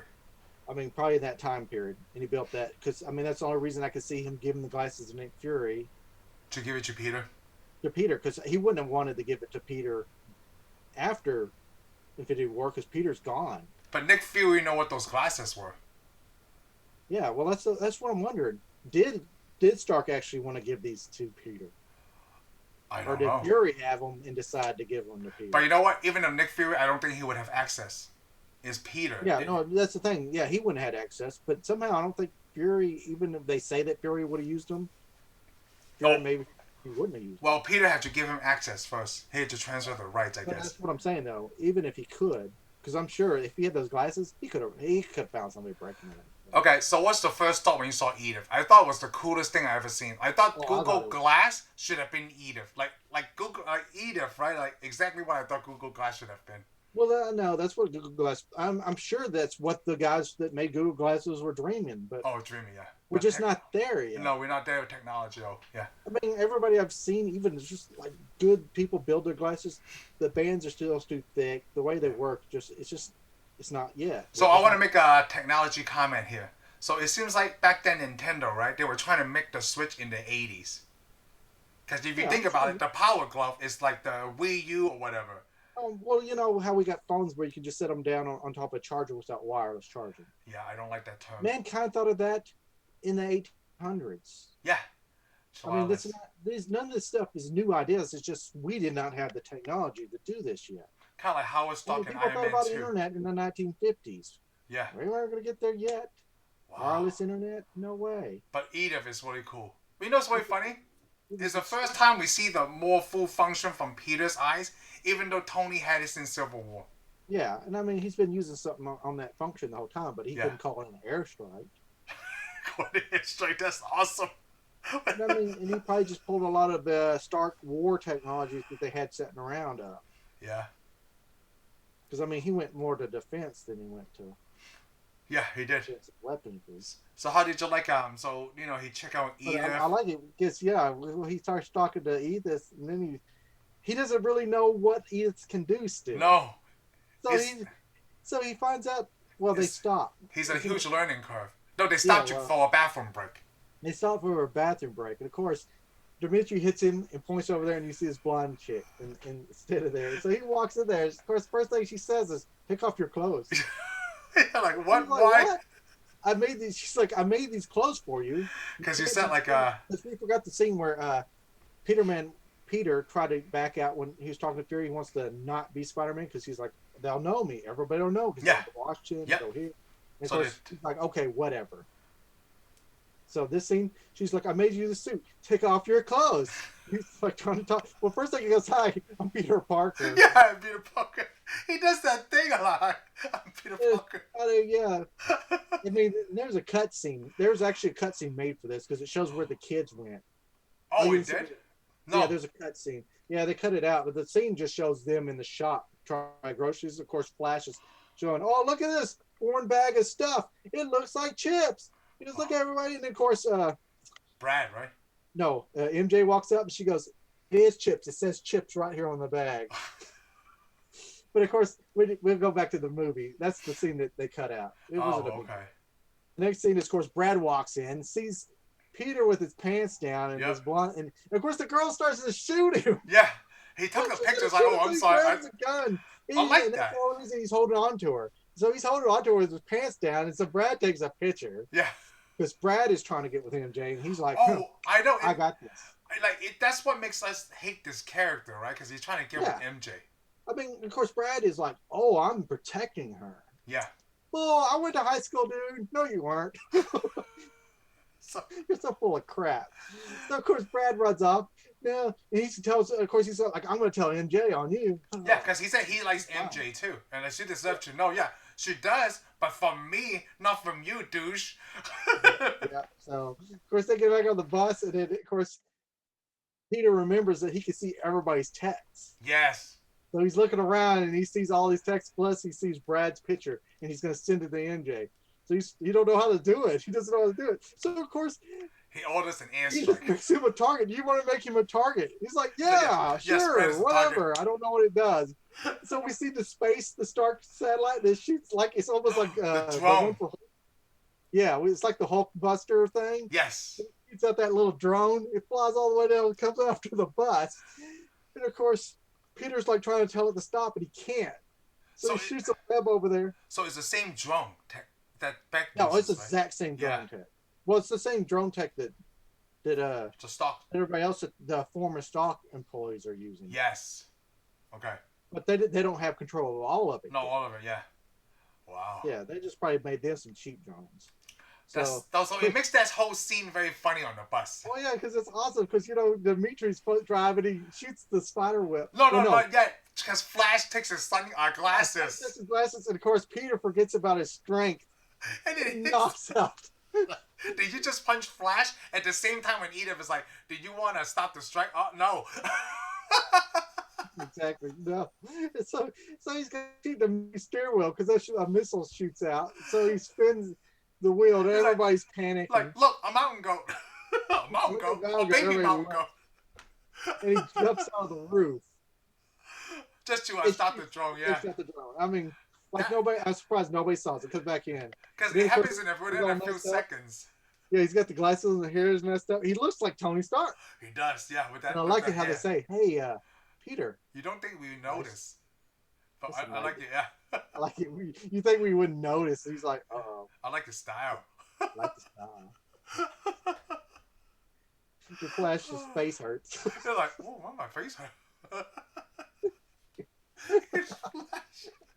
That didn't happen so fast. I actually just keep rewinding it, so I can keep rewatching it. Do I say rewind now because it's not tape? Well, do I just get? I keep rewatching this like 4 or 5 times. Depends on what you're watching on. Some of them got the 10-second back feature. Oh yeah, I use that. You just move the thing back. Yeah, we just back it up because that scene is so funny. Yeah, we're backing up. We're backing up. So that was a good scene. So I like this is the scene with the Sony smartphone when Brad was trying to show her the picture. About Brad. Yeah, because it's funny. Everybody had a Sony smartphone. Yeah, I forgot to look it up. I was gonna look it up before we did this, but I keep forgetting because who cares about Sony? Because Sony sucks. It'd be kind of dumb to put a Sony phone and then show a bunch of LG phones and Galaxies. I mean, come on, what? It's like, who wants the Sony phone now? Yeah. Like, I almost put on a note, right? Like, Brad uses a Sony phone. That's why I don't like that kid. I put down my notes. Oh, God. Oh, we forgot to talk about, like, right before when the teacher said we got an upgrade, and he's like, all I heard was crying the whole time. And then the teacher, when they stop at prom, right, he's like, hey, the squeaky wheel gets the upgrade grease. Yeah, whatever. That sounds like something, what's his name would say in Iron Man 3. What my father would say. Yes. That's And when. of course, that's when Ned's like, so who's controlling this trip? Yeah. Yeah. Like, yeah. Because Oh man. now Ned's worried about it. No, yeah. Ned still tells him like he apologized about his relationship with Betty, and like I'm still your guy in the chair. Yeah, but he's now also worried about stuff too, like everybody else. Yeah. Because they just moved into a zone where there's a villain. Yes, they moved into on as a villain. Yep. So he's like, hey Peter, you gotta have a plan, man. Yep. I don't want to die. That's like the I guess the comedy routine. It feels like a Mighty Python movie. Like it's like I'd say it's like a Python movie. No, it's not slapstick, but this is young guys, people. So you're gonna have some. Like Mr. Bean, he's running into these situations, right? He can't control, but he's trying to do his best within that awkward moment, right? This is like Mr. Bean. I don't know because they in Europe. I didn't see Mr. Bean. Oh, you didn't Mr. Bean? No, Mr. Bean was like that in the shows. Like, No, okay, he yeah. got himself in these situations, right? And he's trying to get out of these like very gracefully. You know? And Peter's doing the best he can. Doing the best he can, and like how he meet up with Peter, like they got the earpiece, and then like they were going to the festival, right, with their kids. Yeah. Well, yeah, they meet up with him. Plus, he got his black suit. Got his black suit, yep. And I like how like they were going to the party. That's exactly where the villain's gonna be. That they were told, and then but so. When he made it, didn't he make it? Okay. Yeah, no, he did all that. He's got all the stuff. But then he actually met with Nick Fury first. Yeah, he met with Nick Fury. Because that's when he made the comment about like he want to keep his friends safe, and Nick Fury got mad like, you want to keep your friends safe when you're the one who called a missile strike on your bus. Yeah. Because he scolded at him, right? And then that's why you were asking about the scene where Mysterio talks to Peter. That's when he goes sits on the ledge, and then of course Quentin comes up and goes, "So Nick Fury sent me because he's sorry." Yeah, that was so funny. You don't people still have sarcasm on this earth, right? No sarcasm on this earth. So I want to ask you about that. When he flew, right, was it an illusion? Because he can't really fly. Well, he probably had a drone picking him up or something. Oh, okay. Because he sat next to Peter. Well, if you notice, they never had physical contact. So the whole time I'm thinking it could have been an image. He could have been sitting down somewhere and they could have been putting an image. Yeah. So I thought that was pretty cool, like the talk between him and Mysterio. I mean, or he could have confused Peter and he came up and sat down beside him. Yeah, that too. While he was looking at Mysterio in front of him. Oh. I mean, come on. Musicians. Oh my God, you know what? Now I'm thinking about it. Was Nick Fury there the whole time, or was that everything Beck did? Even in the hotel room, was that really Nick Fury? It's got to be, right? It's got to be Nick Fury. Well, part of it had to be Nick Fury because when they pull up, that was Nick Fury. Yes. Okay. Well, let's put it this way: that was Nick Fury and his group's persona. When they pull up and they're doing the guns and stuff. That was them. Okay. So I'm gonna assume maybe that they were here the whole time. Yeah, I think they were the whole time. I mean, it's hard to say because it's hard to say. My favorite one was when Nick Fury wasn't ever there. Yes. Okay. I love that. So they talked to Mysterio, and I like how Peter just jumped down from the roof on the middle of the street. He's basically getting a read on Peter. Yes. Yeah. Realizing this guy is a kid, and he just wants to be a kid, and I'm going to use that. To use that, to get the glasses. That's what he wanted. Of course, the deal is now that, his friend, Peter's friend wants him to, it's like, hey, you got to keep us away from this. Yeah, and I like how he used Edith to see like, hey, how can I keep my friends inside for the next 4 hours? And they're like, opera. That is so funny. The opera thing when he's like, aren't you guys excited to go to the opera? Do you know how much these cost? And Flash is like, no, you know why? Because none of us want to go to the opera. Yeah, nobody ever wanted to go to the opera. And Ned trying to talk it out. He's like, oh, I think we'll be very sophisticated, Yeah, no, Ned is, everybody's like, look at Ned, what a nerd. Going to the opera. So of course, that's when they show up to the opera, and Peter finally has his chance to talk to MJ, yeah. And he realizes she'd rather hang out with him. Yes, I love that too. And that almost kills him because he can't stay. Yeah. Because she's like, hey, why don't we together? Well, they make some little jokes, small talk, awkwardness. And of course, they're going to go together on glasses and set together. Yes. And you know what? They always set up the scene where MJ, like, if you take notice, MJ's always noticed that Peter's always missing at these. Yes. Well, she's been watching him because she likes him. Yeah. She's been watching him, yeah. It comes up in this movie. Yes. It's like she says, she never lies either. Yeah. But yeah, she's watching him, and of course he's got to leave. He can't have it because Nick Fury's already. Hey, you better get Yeah. in your Hey, spot. he's Hey, like, dude. no. And of course, so Jerry sees. Well, Ned has to tell him he got sick, but she knows he's not. Yeah. She sees him leaving, and of course, there's Brad gives him the finger. Yeah. Which I don't know why Brad even does that. Like he's like, oh man, I gotta be a man and take over. I'm Yeah. like, well, Brad, you're a punk. Yeah, Barry is a punk. Uses a Sony phone, take pictures of when people are in the Yeah. bathroom. Knows that somebody's interested in another girl and always has been, and doesn't blip out and then shows up 5 years because he got the age gracefully there. Yeah, age gracefully, yeah. We all know a Brad in our Brad. school. I hope he's a punk. So he goes to fight the monster, and of course they fight the I don't know what the guy was. He Molten Man or something? He has a name, like I said. He's in the comic book too. I'm gonna go with Molten Man. Well, I would go with Molten Man because like he needs metal to become stronger. I think he actually was Molten Man in the comic. Not Sandman, I know that. Yeah. So they did the fight scene, and Betty got everybody outside. He tries to go to the bat scene, and of course, Betty's like, "Hey, where's he going?" I bet he's going. Well, no, she runs off because she runs off. MJ runs off to go see. She's like, "This guy's full of crap, man. He always runs over." She goes, and of course, Betty's like, "Hey, let's go to the party because that's where they're going." Yeah, they go to the party. Yeah. Of course, Ned does whatever she says, and by the way, what guy wouldn't? Yeah, I know, right? It's a girl says rugby. You better do what they say. 16-year-old, right? Yeah, let's go. I don't care. Let's do this. Yeah, so they go, and of course they get on the merry-go-round with a Ferris wheel. The Ferris wheel, sorry, the Ferris wheel. Yeah, it's a bad idea. So there happens a battle, and of course this monster is trying to eat all the metal. So I decides what's it, the Ferris wheel. I like it when she sees him. He goes, "That's Spider-Man." He goes, "Oh, he's trying to cover up him." I don't know. He's like, "That's the cheap knockoff version, the European knockoff version of Spider-Man." Well, what did they call him? Night Monkey. Yeah, they're yelling at him. "Hey, Night Monkey! Night Monkey!" What? What? It's really funny. That happened in Venice too, when Betty and Ned were in that gondola. Oh yeah. Yeah, it happened the same thing. Yeah, it's weird that in obviously Spider-Man was pushed there. Up on, yeah, but they got pushed back up on the shore. Yeah. So so they're in the deal, and of course Peter Parker's blocking it.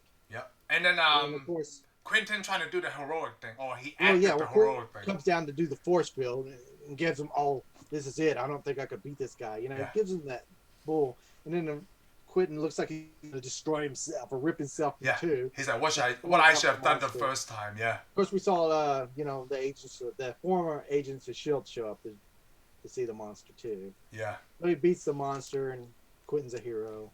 And Night Monkey's kind of kicked the curb. Night Monkey.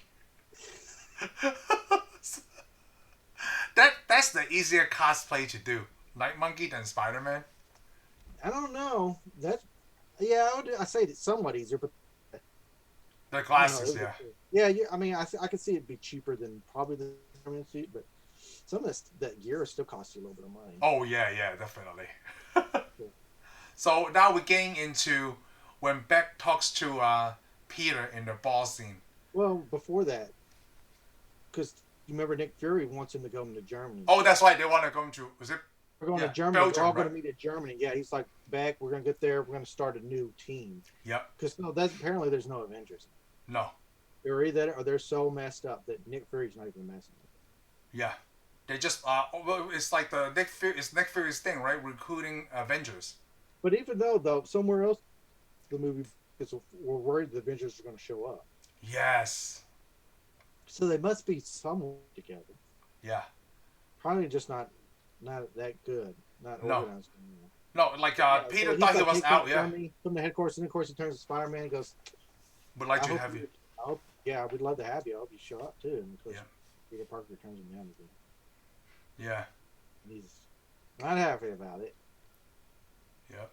He's kind of. I mean, he's just like mean to him. Yeah, of course. Nick Fury's mean to anyone. Nick Fury's tough, but I can't see Nick Fury expecting a kid to do all this. Yeah. Because he's on some next level stuff. I feel like in Nick Fury's in the mind of thinking, right? Like, hey, all this schoolwork, whatever, it doesn't really matter if you can't save the world. Yeah, I don't think Nick Fury would even see it that way. Yeah, it's just he's a hot Because ass. he's not. Because to Nick Fury, that Spider-Man is Spider-Man, but he's not. He's not Iron Man. He's not the Hulk. He's not any of those other guys. No, he's not. He's not an adult. Somebody that Nick Fury would want later on. Mm-hmm. I really feel that Nick Fury, because I mean, come on, Nick Fury was a colonel in the military, so. Yeah, and you gotta think like Peter's still But learning his skills. To Tylos, this makes sense. Yeah, to title this makes sense. But Yes. to Fury, that would have never made sense. I know. It's just seen that thing. Yep, coming. Yeah. But anyways, so Peter Parker is upset, and so he goes and Quinn's like, "Hey, come on, have a drink with me." Mm-hmm. 21. Wait, what'd you say? He goes, "I'm not 21." Oh yeah, I'm not 21. Still, they show up in a bar. The bar looks awesome. It does. Oh, it's like what you would think you would see in Europe. All it's filled with people. Everybody's having a good time. Peter's drinking something without alcohol, I'm Like sure. lemonade or something. Yeah, apple juice. Yeah, or like lemonade. yeah, it was a lemonade. I think that's what he called it. Yeah, he called lemonade. And then he's sitting there with Beck, and Beck's got his helmet off, he's relaxed. Yes. Wait, we got to point this out. He's got this Tony Stark look. Yeah, he does. He's sitting there. He's the superhero that now Peter Parker's thinking, maybe I can look up to this guy. This guy could be Tony Stark. Because we already heard all the people wondering about the Avengers again. Yeah. All the news reporters, what are we going to do? Blah, blah, blah. Peter Parker's like, I just want to be a kid. He's talking to Beck about, I just want to be a kid. He's like, what do you want to do? Girl, I want to go to the Eiffel Tower. I want to give her this deal and I want to kiss her. I want to get kissed MJ. Yeah. Yeah, he wants to live a life. And then this part, right? That's when I guess one of Beck's helpers pick up those glasses. Yeah. And it's he's like, what are those? You leave them before? Yeah, and I like how he throws this.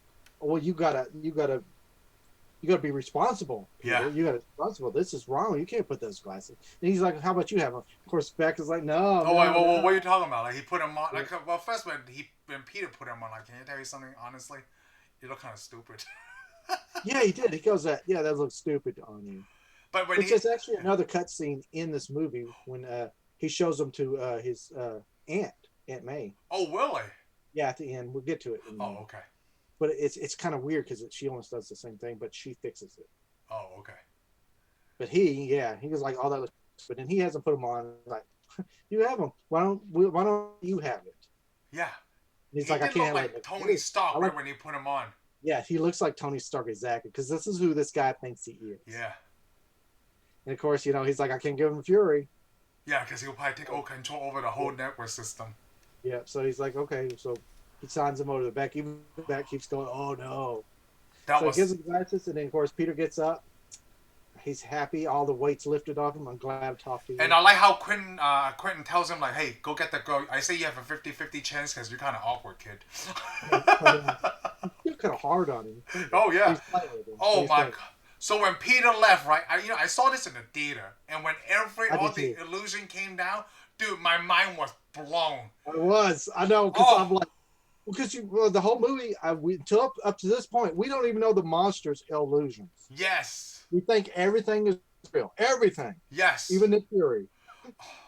Because, I was still struggling with, like, maybe Mysterio is a good guy. And then when this part happened, dude, it just brought it on. Well, that's the funny thing, because, I was mad when I saw the trailer, because I was like, you can't make Mysterio a good guy. I was a little upset. But the funny thing is, when I got to the theater and watched it, they never came back in my head. No, they never came back to my head like, maybe he's a good guy the whole time.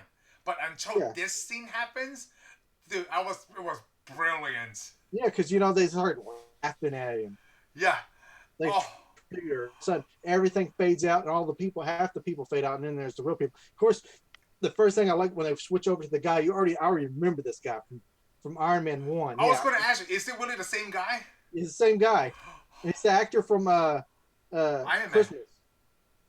Yeah, it's from Iron Man, but remember he plays Ralphie in the Christmas Story. Yes. Oh, that is. Yeah, that's Ralphie for the Christmas Story. It is the same character. Because as soon as I saw him, I was like, I remember that because that's a big to me. I remember that from Iron Man because first of all, I watched Iron Man 1,000 times, but I love that when he says, "I'm not Tony Stark."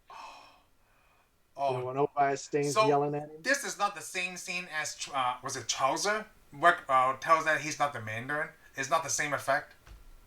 To me, it's not the same effect. But it's the same thing, though. Like, he put him up front, right? To fool everyone. But it's the opposite thing. See, they led you into believing that you're getting this villain Yeah. and he was never in the movie. And then Mysterio is letting you that he's a good guy. Mysterio was in the movie the whole time, and he just turns out he's a bad guy. He And is he's a even bad badder guy. now because he's just cool to everybody. And I like these the scene when they make him say a toast. It's like a Bond villain letting you know his plan the whole time. Like he's been the leader the whole time. He's got all the people. And we find out everybody used to work for Starr. And supposedly... Right, it goes back to what you said before. Starr creates these demons. But if you think about it, he didn't really create any of these demons. He creates Spider-Man's demons. Well, I'm going to go he didn't create any of these demons, really. Okay. All people that were mad at Stark because Stark's reputation and his statue. But, all right, Beck, we show Beck. Beck is the guy that made Barf. Yeah. Which we saw in Civil War, the deal. But we already know Beck may not have made all this tech. Yeah. And the way I say it, because by his recollection, Stark fired because Stark said that I'm crazy, basically is what he said. I'm like, you are crazy. So Stark fired you for a good reason. Yeah. Because this guy was, but we already see this guy's kind of psycho. So that's why Stark got rid of him. And we don't really know that he did all this technology because he doesn't seem to know how to work any of the tech. No, because he has his team. Yeah, he has a team. He has Stark's. Like, you could design it, right? But you don't know the math behind it. Yeah, but exactly like I said, he used Stark's team and Stark's money. So basically, they're trying to run a scam just to be rich. Yeah. So basically, they're running a scam to be rich. And of course, this guy's taking it further. Oh, it's just the whole scene here is fantastic when they review themselves. The way Stark the way it really happened with Stark and the way that he sees it down with Stark are two different deals. So basically, I can't see Stark making a demon for firing him. Oh, I'm just saying that. I guess not a demon, but the villain.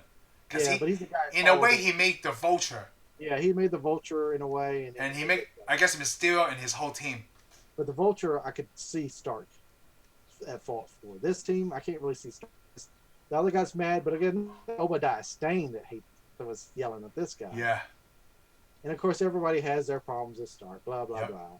I like the real world now. So it was one of the guys, the bus driver later. He was the one who came up with that story, like the science fiction thing.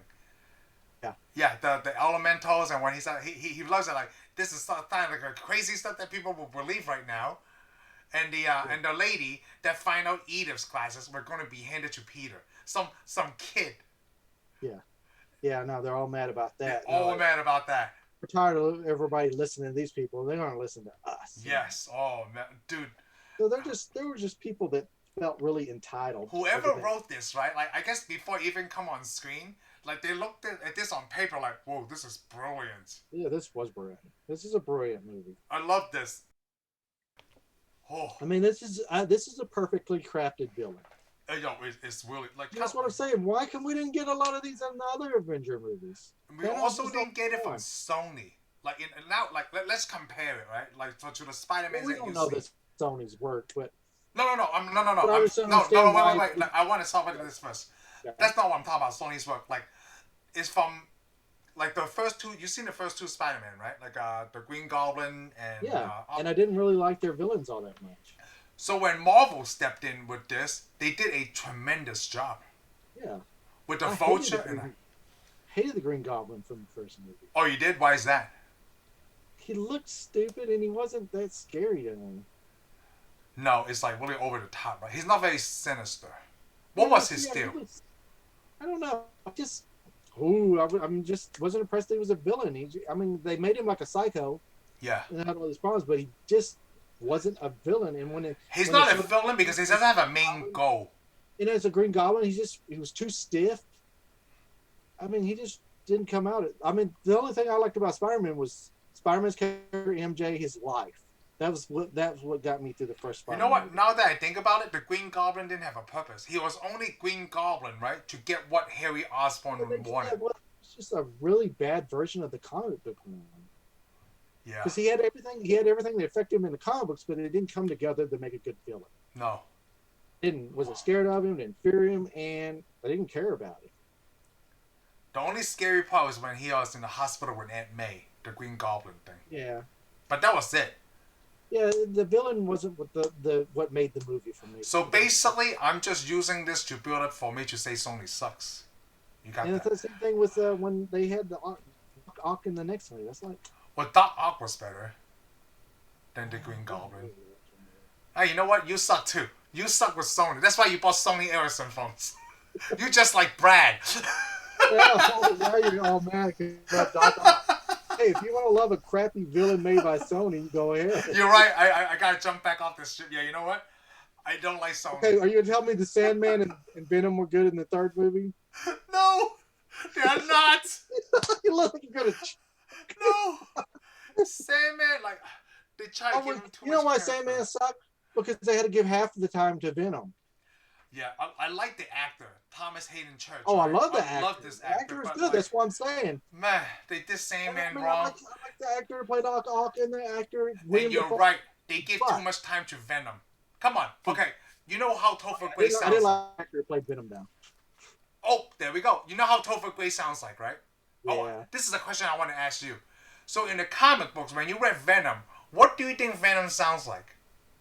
Yeah, I'm here to kill Peter. Yeah, I'm sure he has. Yeah, I'm saying he has a crazy voice. So like that, right? So you know what Venom sounds like? You know what? You know what Venom sounds like in Spider-Man 3? He sounds like Topher Grace. Yeah, I don't remember that. I don't even remember the movie. Hardly. There's no voice alteration, nothing. They just kept it. There's some scenes in that movie that were awesome. The story sounded like it could have been awesome, but the movie was not awesome. But it just didn't come together. It just did so well in the box office because, it's a Spider-Man movie. And then Sony sees that, and then they suck. Okay, I would say, hey, the director better not mess up Doctor Strange. So I love this, yeah, because of Sam Raimi, yeah. But you know what? Hey. It's not Sam Raimi under Sony control. It's Sam Raimi under Kevin Feige. That's the huge difference. Okay? We'll see. You will see. We'll see, because he's a director who does what he wants, and Marvel's not a company that lets you just do I just have to say it one more time. Sony sucks. Okay, let's go on. Okay. So now, when Peter going back to a kid, right? He go back to the hotel room, and all the teachers are like, "Okay, good, you're not dead. Let's pack up and let's get the hell out of here, or let's go home, right?" Yeah. All the parents want him to come home now.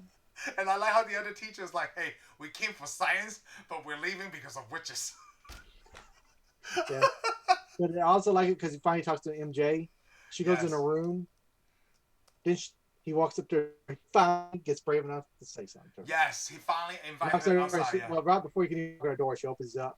And he finally says, "Hey, let's go walking." And she's like, "Yeah." He's like, you know you're going to go with me, right? Basically, he says that. And, of course, they go walking, which is neat because they go walking and they finally stop on the bridge. And he finally tries to give her the Black Dahlia. And, of course, the first thing all she wants to say is something that's been on her mind the whole time. Yes, like you're a Spider-Man. He's like, "No, I'm a Spider-Man." And he's trying to push back, because, And the thing is, it seems like she really knows he's Spider-Man, but we find out, they keep arguing. And the thing is, she pulls something out of her backpack. She pulled the camera off the drone from the spider web. Because there's a scene where he tries to shoot his webs onto the Ferris wheel. Yeah. And he grabs something out of the air. Yeah, it's the from the drone. Yeah, it's a drone, and she was following him, so that's how she may know that he's pretty sure. That she was guessing, yeah. So because she asked him like, "Then why did you and Spider-Man use the same kind of web or something?" He's like, "What?" Yeah. Because he was the night monkey, I guess. And of course, that's when this is when he almost gets feelings hurt because the first thing she says, he goes, "Well, because why you've been?" She goes, "I've been watching you." He goes, "Why are you watching me?" She goes, she tells a lie actually. Yeah. He's like, "Because you're watching me because you think I'm Spider-Man, or you're watching me because you like me?" She goes, "I'm watching you because I think you're Spider-Man." You're Spider-Man, yeah. She lied right there. Because her attitude towards when she's lying is different when she tells the truth, yeah. Completely different. Of course, he gets his feelings hurt. He does. And that's when they couldn't pick up the conversation because he dropped the thing, right? And then the projector shows like, what the hell was that? You see what monster they're working on. Oh, I know. Yeah, that's the neat thing because it's linked to everything else. So they're seeing exactly what Beck is doing right now. Gosh. And Beck sees it too, actually. That's why he was saying it was missing something. Remember? at that point, at the There same was a time. hole. Yeah, he found like a hole. But No, he, no, no, but he not said the arm thing. When he saw the What he said monster. was missing something. No, he's missing something because nothing was getting destroyed as Yes. good. Is why he's saying that. They didn't have anything to do with that. Yeah. But I like how well, we go back to the bridge, right? He's like, I am Spider-Man. Like, are you kidding right now, or are you talking serious? Yeah, because I was like only 60% sure. Because I guess he didn't want to lie to her because he needs to get out of that situation. Yeah. Because Yeah, then he realized like what just happened with Mysterio and stuff. Yeah, and then he's got to go. He's got to go. He's got to get to Fury now. Yep. He's got to get to somehow go to Germany and talk to Fury. Yeah. So they go. And of course, that's when we see Beck doing his thing, right? Yeah, you do Spectre, and then that's when he turns like a evil, I guess, in a way. Remember? Yeah. When his plan goes even. I mean, no, I think it's when his group realized he was evil. Yeah. Because they're like, oh, somebody's gonna get hurt. And he's like, yeah, people are gonna die, no big deal. To make it look better. Oh, I know. Everybody's like doing what he said. Remember that one guy's like, hey, I don't want to do this, and those two drones show up to him. Oh yeah. And he's like, so what? What are you gonna do? The guy's like, okay, good, everything's good. Everybody's like now going, hey, this guy's mad, he'll kill us. So yeah, he'll kill us. Because he was gonna go kill Peter. Yep. Well, I like it because he goes, hey. He goes, if I kill Peter, it's on you. Yeah, because he didn't want to kill the kid, because because they had that talk. He didn't really care if he killed Peter or not. No, he because he had to go out of his way. Yeah, he also want to cover up his lie. Yeah, so I like that. He's like, if I have to kill Peter, it's on you. Yep. Oh man. And of course, we got them trying to get to Nick Fury. Well, they go to the hotel room, right? This is a very funny scene too. I know he's changing his clothes right in front of her. She looks away. But, she looks away, and that's when they see Ned. Yeah. Yeah, because Ned's trying to cover up for him because he didn't know MJ. He's trying to cover up for her while he's got a costume on. For the like, costume party. Knows. She knows. Yeah. Oh. The funny thing is he's jealous now. Ned is jealous of him. Because he's like, I knew way back. Yeah, I knew way back, and it's not a competition or anything. He's like, no, he didn't tell me. I guessed it. But that's also, we got to go in the back deals when he found out that Peter has the projector, and yeah. Found out where it's at, and now he needs to know who's all knows it. Yes. So he plans this thick stage of like an illusion really well too. Oh yeah, well it's cool because we don't know this. All this is all real. So Peter makes it. Well, they're all leaving in the morning, right? Yeah. And of course, it tells that Peter's going to stay with some family in Germany. Yes. Where everybody else is going to leave. It doesn't tell where everybody else is going. No. Well, I guess going home in a way. Yeah, they're all going to go home, but it doesn't tell how they're going to go home. Yep. They were actually supposed to just go to the airport and leave. And I like how this is the part where Brad was like, he's questioning like, is anybody not finding this weird that like Parker is like staying with his family in Germany and he's always missing and things like that. And I like how like Ned was about to say something and MJ stopped him. Yeah. And about the truth that hey, you just talk about one side of the truth. You can't talk about that when Peter's not here. Let's talk about something that you did to like. What's up with taking pictures of people in the bathroom? Like, let's talk about that. It's not like it. The teacher comes around and hey, man. He's like, hey. You can't go. You can't be going around doing this. Yeah, like not urinal, not stall. Let's stop this, okay? It makes Brad looks like such a weirdo. Take pictures of people in the bathroom. Let's talk about that. Yep. So yeah, they shut Brad down. Oh, I know. That's such a funny scene right there. Yeah. Then I like how they show when Peter got on the train. I'm like, I guess he doesn't have to pay for rides for anything. He's gonna take the train to Germany. Well, it depends on how the trains work over there. Yeah, I guess they're all connected in a way, right? It may not work. You may not have to pay. Oh, okay. I didn't mean, think about that. a lot of stuff is free over in Europe. Yeah.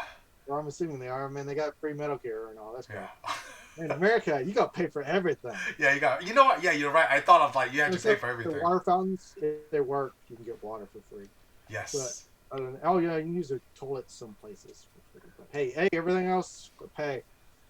Okay. Yeah, he makes it to Germany, and then of course Nick Fury picks him up in his car. Yeah, Nick. You know what's really funny? Like when he talks to that blonde lady, it's like not Jay Monkey, like Night Monkey, and then she just runs away. Oh yeah, was just screaming. She's afraid of this guy. The night monkey. You don't know who this guy is. So it's really weird. Like, it's really weird when I thought about, like, Nick Fury. Like, I was thinking, like, how would Nick Fury know that he was right there? So in that scene, I was like, he never told him. But Nick Fury somehow knew that he was at the train station.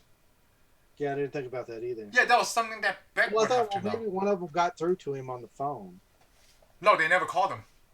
Oh, I thought they were going to. No, they remember. Well, yeah, because remember he said, "Oh, I think they traced our phone." They traced our phone, so he had to go there physically. Yeah, So I was thinking about that, like, why would Nick Fury shows up? And then the first thing he said is like, "You and I have stuff to talk about." Well, what? The last thing you told him was, "Meet me in Germany." He has no idea what's going on, but then that was the first thing I thought that was iffy. So I was like, yeah. where was this going to go? Because I was just so into the movie by now. Because at the theater, I was just like, all right, he's got to fix this. So as far as I was concerned, that was Nick Fury, and then they go to that building, and he's talking to Maria and Nick Fury. Yes. Ooh. And then of course Nick Fury's like, so who else did you tell? Yes, when he said, who else would you tell, right? I didn't know it was like, is he trying to protect them? Like, because he wouldn't care who else they told. Yeah. And of course, then that's when his spider senses go off. Yes, his spider senses go off. Beck's here, but the funny thing is he doesn't realize where Beck's at. No. They got to cover it, so Beck comes in and kills. Shoot Nick Fury, yeah. I guess. Kills Fury, and of course, this is the best thing in this movie. Yes, I highly agree. To me, this is almost like what I'm thinking. Like when they showed, remember Batman, Batman Begins? Yes. Because it has. Oh, that hallucination. Yes. This should have been the Scarecrow scene. Yes. This is the thing, because it's almost like the game. Remember Arkham Asylum? Yeah. Batman, first Batman Arkham game. Yes. Yeah. Yes, because you're going through all this stuff. This is exactly like only up until this point, only comic books ever show this or cartoons. Yeah, it's just like that. This is the first time I've seen like the illusion and play really well. He's all in a nightmare. Yeah. And Beck is just messing with him bad. It's exactly like the comic books when that's what Mysterio does. Yep, exactly. It's exactly like comic books. I mean, they did this so well. This is what made this is like, to me, I'm like, finally somebody does. Isn't Mysterio also a villain to Daredevil? I think it can be. Yeah, I don't remember. I mean, most Spider-Man villains were Daredevil villains. Yeah, because they live in the same world. Yeah, because Kingpin. Yeah, but yeah, this whole illusion scene was fantastic. It was awesome. Well, plus he lands. There's a scene, I can't remember all the stuff, but I know he lands on Captain America's shield. You see Captain America's face laying next to him. Yeah, he's telling him all that stuff, and then he showed Tony Stark's grave. Yeah, and then Tony Stark looked like a zombie Iron Man, right? Yeah, well, he's like, you can't even save Tony Stark. Of course, Tony Stark busts out of the ground all zombie. And then like they did the MJ thing, like this is all fake, is it? And then he picked up MJ, like the part in the comic book, like Gwen Stacy. I loved that so much, man. I loved it. He even sees 100 Spider-Mans. I've seen this in the comic where they all jump on him and start beating him up. Yeah, I love the scene. It's so good, and finally he starts realizing that it's fake. Yeah. He starts breaking it up, but all of a sudden, I like it when he finally sees Quentin Beck, and Quentin Beck is wearing the same special effects costume that they wear to make the Marvel movies. Yes. And bam! You hear this bam! And then you thought Nick Fury shot him. I thought this was so real. Yeah, I thought it was real too. Well, I also thought, man, I can't believe this happened. We should have known it was fake, because you can't have this whole movie and then Nick Fury kill the villain. So that was really good. It goes down, and of course, that's when you start that wonder, because Nick Fury gets all mad too, because Nick Fury's like, so who did you tell? Who did you tell? Yeah, that part, right? You should have known, like, that doesn't matter anymore. Because if Beck was dead, like, why does it matter? And Peter finally tells him. And it's like, oh, you're so naive. Yeah. And of course, boom, he turns back into Beck. And then he got hit by a train. Yeah, well, he didn't know there was a train there. No. It was all under illusion, but he's slowly realizing he's got to figure something else out. Oh. His eyes aren't going to work for him. Yeah. Plus, it also shows that those projectors are shining in his eyes. Yes. Man. Dude, so that's so awesome. I thought it was awesome when Mysterio revealed himself in a bar, right? And then they have this scene, which blew. It's kind of like when they went to Mormir, right, to get the Soul Stone twice. This is the same thing. They did this again. But this was such an awesome nightmare, because I mean, like you said, he was in a snow globe. Yeah. Everything. I mean, everything that you would put in a comic book, we got to see on screen. Man, Yeah, everything I Okay. saw in the comic book was Mysterio like, and Spider-Man. I saw on the screen. yeah, I was watching it. I was thinking, whoever made the Batman Begins should have watched this. Well, that was the technology at the time, though. That was Yeah, hey, 16 years hey, ago. hey, Well, not I'm not 16, gonna, 14 years ago. they're not gonna get off on that. I'm sorry. They should have tried. Hold on, Batman is not. No, Batman is Warner Brothers. I was gonna say Sony sucks Yeah. again, which I just did. Well, okay, well, he gets stuck on a train and then he's out. Oh, I know, and Then he wakes up to 3 guys wearing a shirt just like yours. that's right. I'm wearing the Netherlands soccer shirt. That's right. I like how I didn't even know. Is everybody in Netherlands nice? Is that the thing? I don't know. I want to go there and see. Cause like the first thing Peter woke up is like, hey, what's going on? Like, yeah, we what is this? Like, well, we put this shirt on you because we thought you looked cold, right? So we just gave you one of our shirts. Like, wow, you guys are really nice. And then Really that's the whole thing with the country, right? Like when Peter had to break out of jail, he just broke that lock and walked outside, right? And then the detective guy is like wearing the spider. Yeah, the guard is over there wearing his Spider-Man mask. And he's like, yeah. well, who's there on the phone? Like, oh, it's the cop. His wife is pregnant. Wow, really? And then, of course, talking about the kid. Yeah, all of them. It's all like one small town. It's one small town. The cop is talking on the phone saying he's got night monkey. Yeah, he's got a night monkey. And then, like, when he hung up the phone, he heard the noise. He's like, hey, are you guys okay? And then those dudes close the shows. I'm like, I don't get this country. Because, like, Peter goes outside, he put the shirt on, right? Then he talked to this, I guess, the farmer guy, like the fruit. And he's like, he's super nice, too. Yeah. He's like, borrow your phone. He's like, oh, here you go. He's like, wow, that's so nice. Well, he's like, didn't he call somebody? He called Happy. He thought about who he can call. You know what's really funny when he said that's so nice? You forgot, right, that Peter is from Queens. Okay? You know what's really funny? I met a neighbor down the street, okay? It's like they're Filipino, and I asked her, like, oh, where you from? She's from Jersey. Like, oh, I know, I'm from the East Coast. I'm from New York. And then she asked me what part. So I said Queens, right? He's like, oh, I gotta be careful with you. And I'm thinking like, oh, you know what? Now I'm thinking about it. Yeah, people are not so nice. And then that's why I thought it was even funny because Peter is from Queens. He's like, oh, that is so nice. Yeah. I like it when you said you're from the East Coast. I'm like, yeah, the way East Coast. Way East Coast. I like how I couldn't even pronounce that city name when he told Happy. Whatever. They even wrote it across the screen. Yeah. Can you say it on the phone?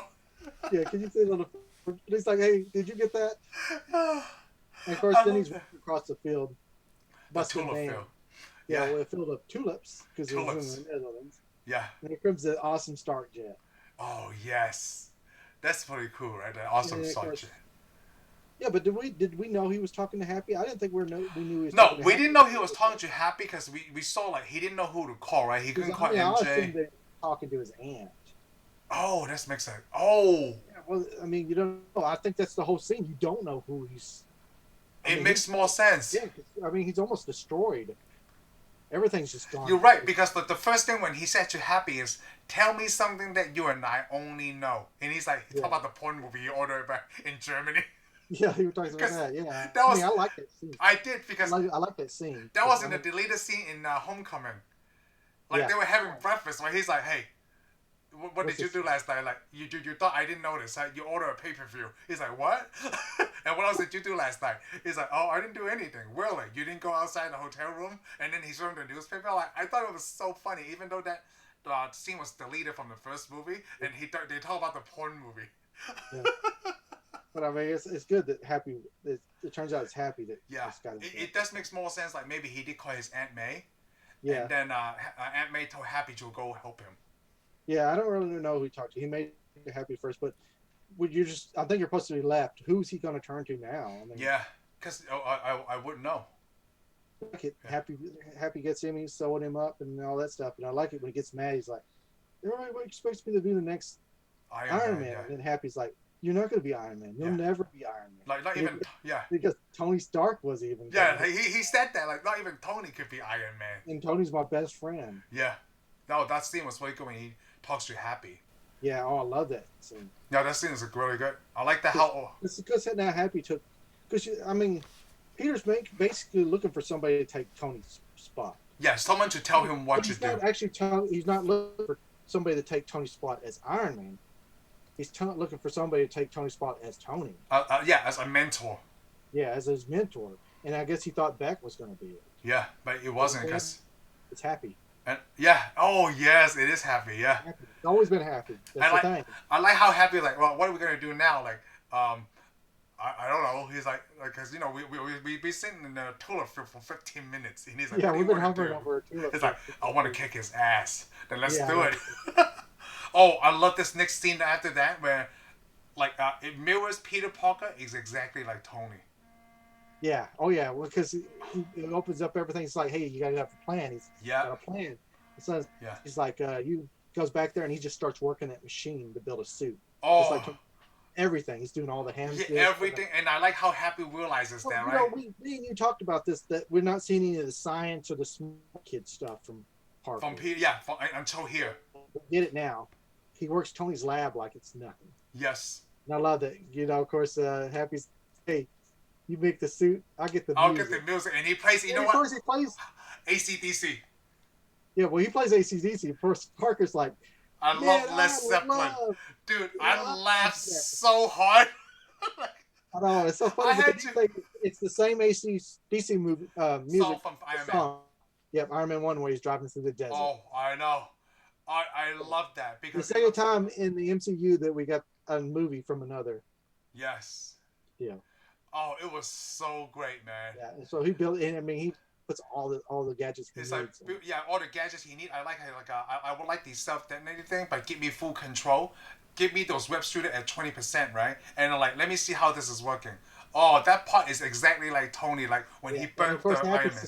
They're watching like, yeah, Tony's bad. Yeah, man, I didn't even realize it the first time, like that, right? Because, you know, I was just laughing about the Led Zeppelin thing. Yeah, I didn't either when I watched it. I mean, I didn't listen to everything, you know, because you're pretty much, I used to make a suit. What else is coming up? Yeah. Oh. And then this is a red and black suit. Yes. Yes. It's got a whole bunch of suits because remember it popped up all these other suits that he may have had. He even had like an armored suit, like a Iron Man armored suit that you could see in the display. God. But yeah. So he goes there, and of course, he's gonna Happy's gonna swing in and save his friends. Yeah, because they told him like that's how they found him, because and of he's Flash. Gonna go fight back, and then of course they're supposed to call Fury. Yes. Yeah, Happy's supposed to call Fury. I like how sinners that is. Like the one of the Beck's crew pick up the kids. Yeah, one of the Beck's crews picks up the kids because Beck moves it now. Yeah. Because he's gonna do this in London. He's gonna kill all the kids. Those kids fly to London. Oh. In London, they're gonna fly home. Yep. So he put them in danger on purpose because yes. he's wanting to kill those kids. So of course that guy stops that double-decker bus on the London Bridge, and he gets off and closes it, and then everything starts happening. Of course, the teacher finally walks out there to see, hey, we're alone. They left. Oh yeah, they're alone, and he left. I like how Beck makes sure that the no one else is coming, so that way he can carry on his show. Yeah, he makes sure the Avengers. Yeah, because when he also go, we're going to make it a Avengers level event. Yes. But he makes sure nobody else is coming. And he's talking to Fury, and he's like, "Hey, Fury, there's something." Oh, there's one line I forgot to mention when he was upset at his crew at the staging area. He said, "Nick Fury is the most paranoid and dangerous person on this planet, and if he finds out what I'm doing, right, he's gonna put a bullet in my head." Yeah. Yeah.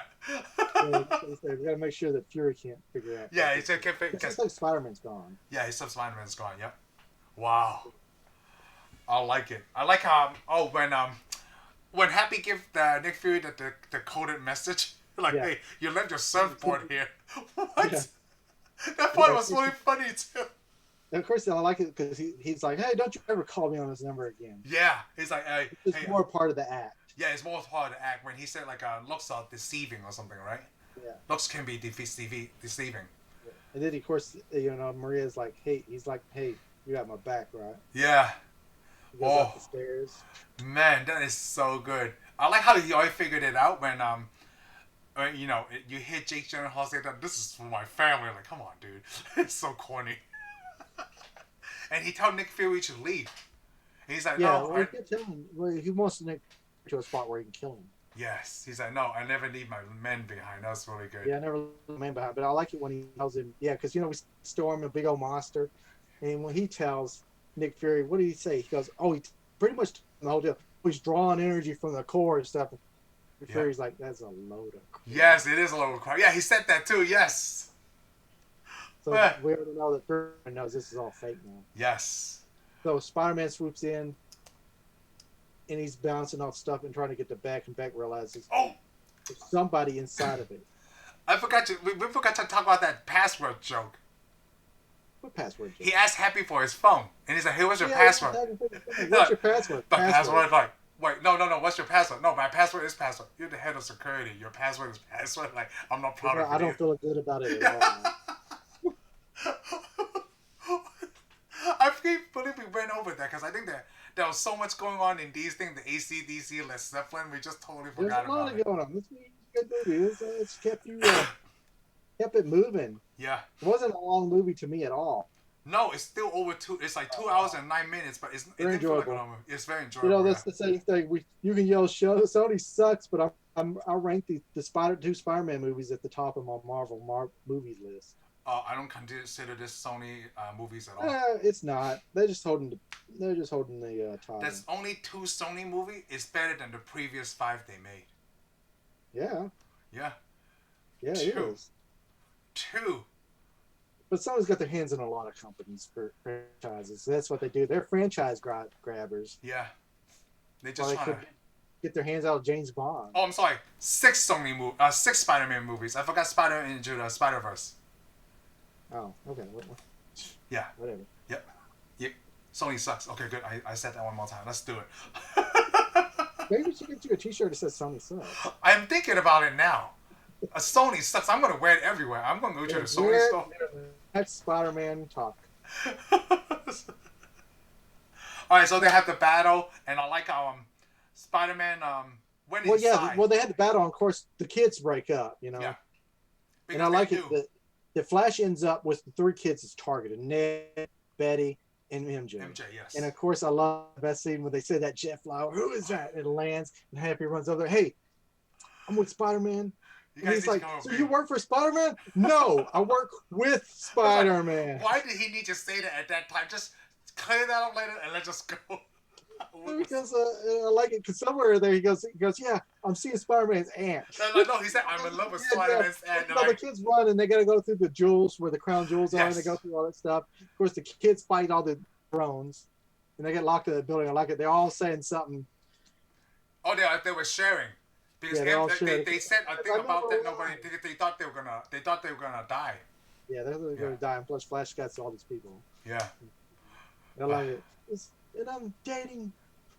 No, I'm in love with Spider-Man's aunt. Like, why would he say that? But then because they thought they were gonna die, and they're all looking at him like, I thought we were sharing. You know, I like the scene though. You know, why he throws that shield out? Yeah. How does Cap do it? How Captain America? He throws it like a girl. Oh, he just threw it like he didn't even throw it. He just like he tossed it on the ground. It's so heavy, it falls down. How did Cap do it? Yeah, Peter Parker though, you know, he figures out several different ways. I also like it. They did have Mickey. Did you see the Mickey Mouse? Oh, I didn't see the Mickey Mouse. There's a scene where Peter Parker's trying to figure out what those all those things will do. So he gets there's a Mickey Mouse, stuffed Mickey Mouse dressed like the royal soldiers, the guard. Yes. The red suit, and he throws it and he zaps it. Yeah, it zaps it. Yes. That was Mickey Mouse. Ah. Of course, he figures out a way. You know, they find him because they see him inside the deal, and he finally opens it up to where everybody can see that it's an illusion. Yeah, it's an illusion. Beck is like, "Hey, stay on this. Keep filming this." Yeah, keep filming. Yep. Because we also see that lady that's on the ground. It's using the machine that's sending out all the signals. Yes. And at the same time, like. Quentin wanted the cape to be iron because you know he's still that lady's like, hey, you still want to quit? Yeah. You go, yeah, make sure you get this to the press. I gotta have no wrinkles. I could be shaking the Quentin's hand in like a few minutes. Yeah. And he goes through the whole battle. It's a pretty good battle, but he makes it into the tower. Yes. Finally, man, he's beat up, but he makes it in the tower with Quentin.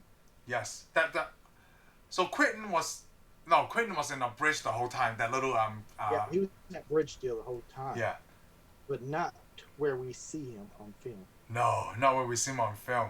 Yeah, of course he's got all the drones. He's like he's telling the drones to shoot, and the drones are like, you can't. He's like, shoot anyways. It's like you're in the safety zone. Oh yeah, because he's in the safety zone. Oh, he's in a target zone. Yeah, he finally uses because he's getting that illusion again, so he can't see the drones.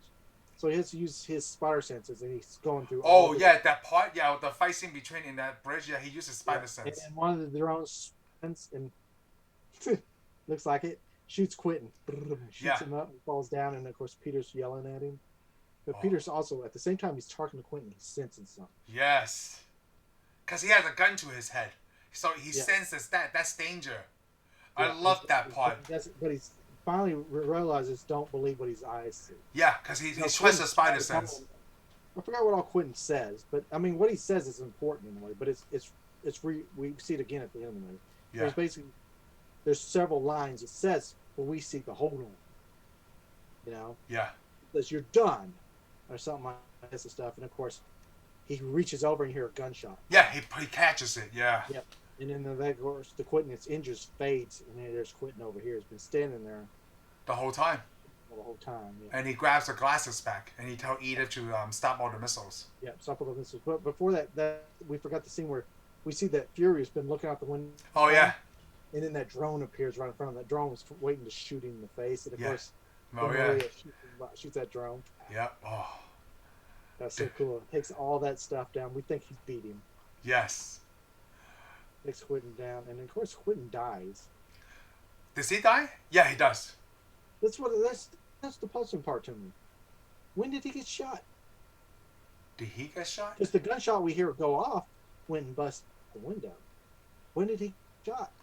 I don't think he got shot because, like Peter said, he's just a regular man, so he was no way going to outpower Spider-Man. But he died, though. Huh. Oh, the bridge blew up, right? Maybe the bridge blew up. Yeah. I don't remember now. That's the only thing I question is, did he die? And then, he meets MJ on the front. I don't know. We're going to see this guy again now. I don't know. Because the Vulture didn't die. Vulture didn't die, you're right. Sinister Six? Yeah. You know what? I don't know if Mysterio's dead. We don't know I don't know he's dead either, because I know that the guy that got shot wasn't him. No, it was an illusion, yeah. The gunshot, he didn't make the gun go back and hit him. The gunshot went through the window. Yeah. So we'll see. Yeah, Quentin's still down, so... I'm going to have to rewatch this anyway, because I need to see Quentin in Venice. Or the thing is, yeah, because, I mean, he had to, because there wasn't a reflection of Quentin on the floor, because it would have been standing up with a pistol. Yeah. Exactly. Ooh, I don't know. But we know his crew got away for sure. Yes. Oh, definitely. I highly agree with that. The crew got away. Yeah. Well, anyways, he beat him, and Peter Parker's down, and of course, MJ runs up past everybody to go see him. Yeah. I got that kiss. Well, and then she give her the Black Dahlia. Yeah, the busted up. The busted up. But she like it. Yeah, because it's busted up. It's something that she likes destruction or, murder or something. And she got plenty of destruction because everything's destroyed. Yeah. So, wow. Yeah, all that's destroyed. They kiss finally. Finally got that kiss. Man, that was...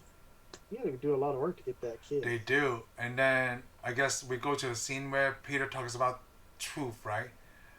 Like, I've been hiding this for a long time, but then I need to know what the heck is going on with the two of you. And he's talking to Happy and his aunt. I like that they're not on the same page. I feel like to Aunt May, right, is a summer fling, and Happy's treating this very seriously. Yeah. That was really cute. Yeah, because remember he was on the airplane. Goes, yeah, we need to talk. Yeah, we need to talk about you with my aunt. Of course, he's like, oh no. So they did. I like it though when Happy also sees Nick Fury and Maria on the dock. Yes. There is also a scene that I want to rewatch too. On that scene? When they're in the car, they're talking. They're asking about Kree sleeper cells.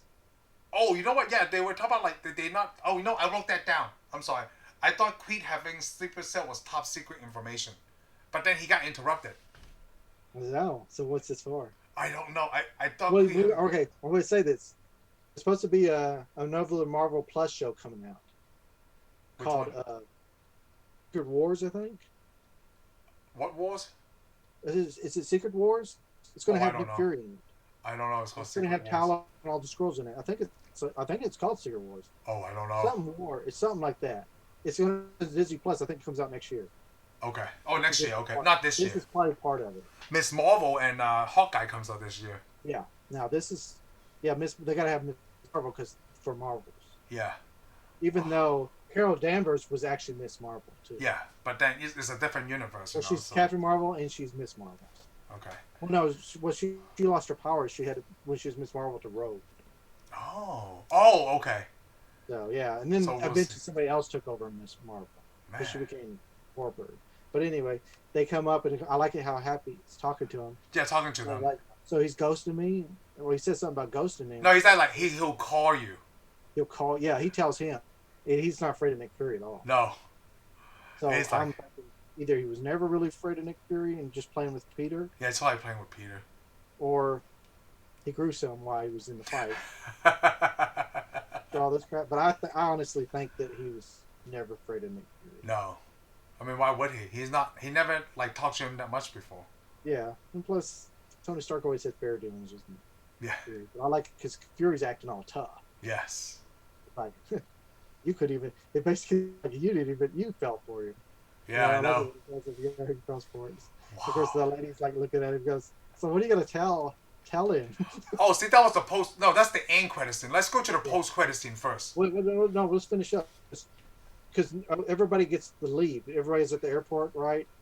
And of course, there is a good scene. It just wants to tell you something. It's probably the next movie, Flash.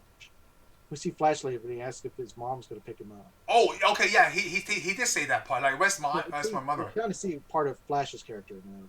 No. Well, Why was that important? Well, his parents doesn't care about it.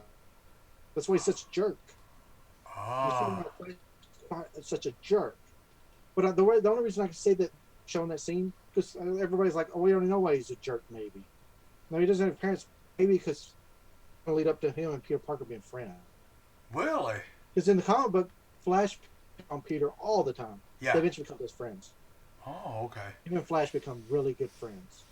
Flash Thompson. Wow. Yeah, so eventually Flash becomes his friend, and maybe they're setting up for that. That's the only reason to do that. Maybe. And then, of course, Ned and Betty broke up. Yeah. And, of course, Peter Parker goes out to the car and tells Anne about the stuff. Well, I like the part. Wait, before you get to the end, I like the MJ and Peter conversation when he said, "Well, why would they? No one ever notices." Because he asked, "Do you think anybody know that I'm Spider-Man? Like, why would they? No one pays attention to you." Well, that's tough. And he's like, I do. Oh. Yeah. And here's where the cutscene was, because where they walk out the car. Yeah. Well, in that scene, actually, when he gets in the car, he must have showed her Edith glasses. Oh. He puts them on. She's like, yeah, it's a little much. Well, no, he puts the glasses on first. He puts those glasses on, and he's like, oh, that's a little much. He goes, Tony gave us to me. He's like, oh, maybe you'll grow. He goes, they look nice. You'll grow in. Oh, maybe you go into them. Okay. Yeah, she almost hurt his feeling. Almost said something mean about him, but then when she realized they belonged to Stark, and that's something that he left him. Oh. She's like, oh, you'll grow into him, which means he'll be somebody. Yes. He holds like a whole bunch of drones. Yeah. All the drones he didn't bust up, he still got. Yeah. Okay, so we go to that scene, and we already talked about Happy and Aunt May, right? And that's when he leaves to go on a date, and then they do the little credit, the title credits, I guess. And then we go to the post credit, right, where Peter is taking MJ, I guess swinging and stuff as Spider-Man. And yeah, well, did we already talk about him talking to the aunt, right? Yeah. Him Happy talking about the aunt. Yeah, that's when we talk about Yeah. I'm just saying poor Happy because Happy thought we had a little more invested. Yeah, in it. exactly. But well, we don't know where that goes, so we'll see in the next one. Yeah. Okay. But I like how it ends in the post credit scene. Yeah, how they're swinging through the. Yeah. And then when they stop, right? They show the Daily Bugle report, like the footage.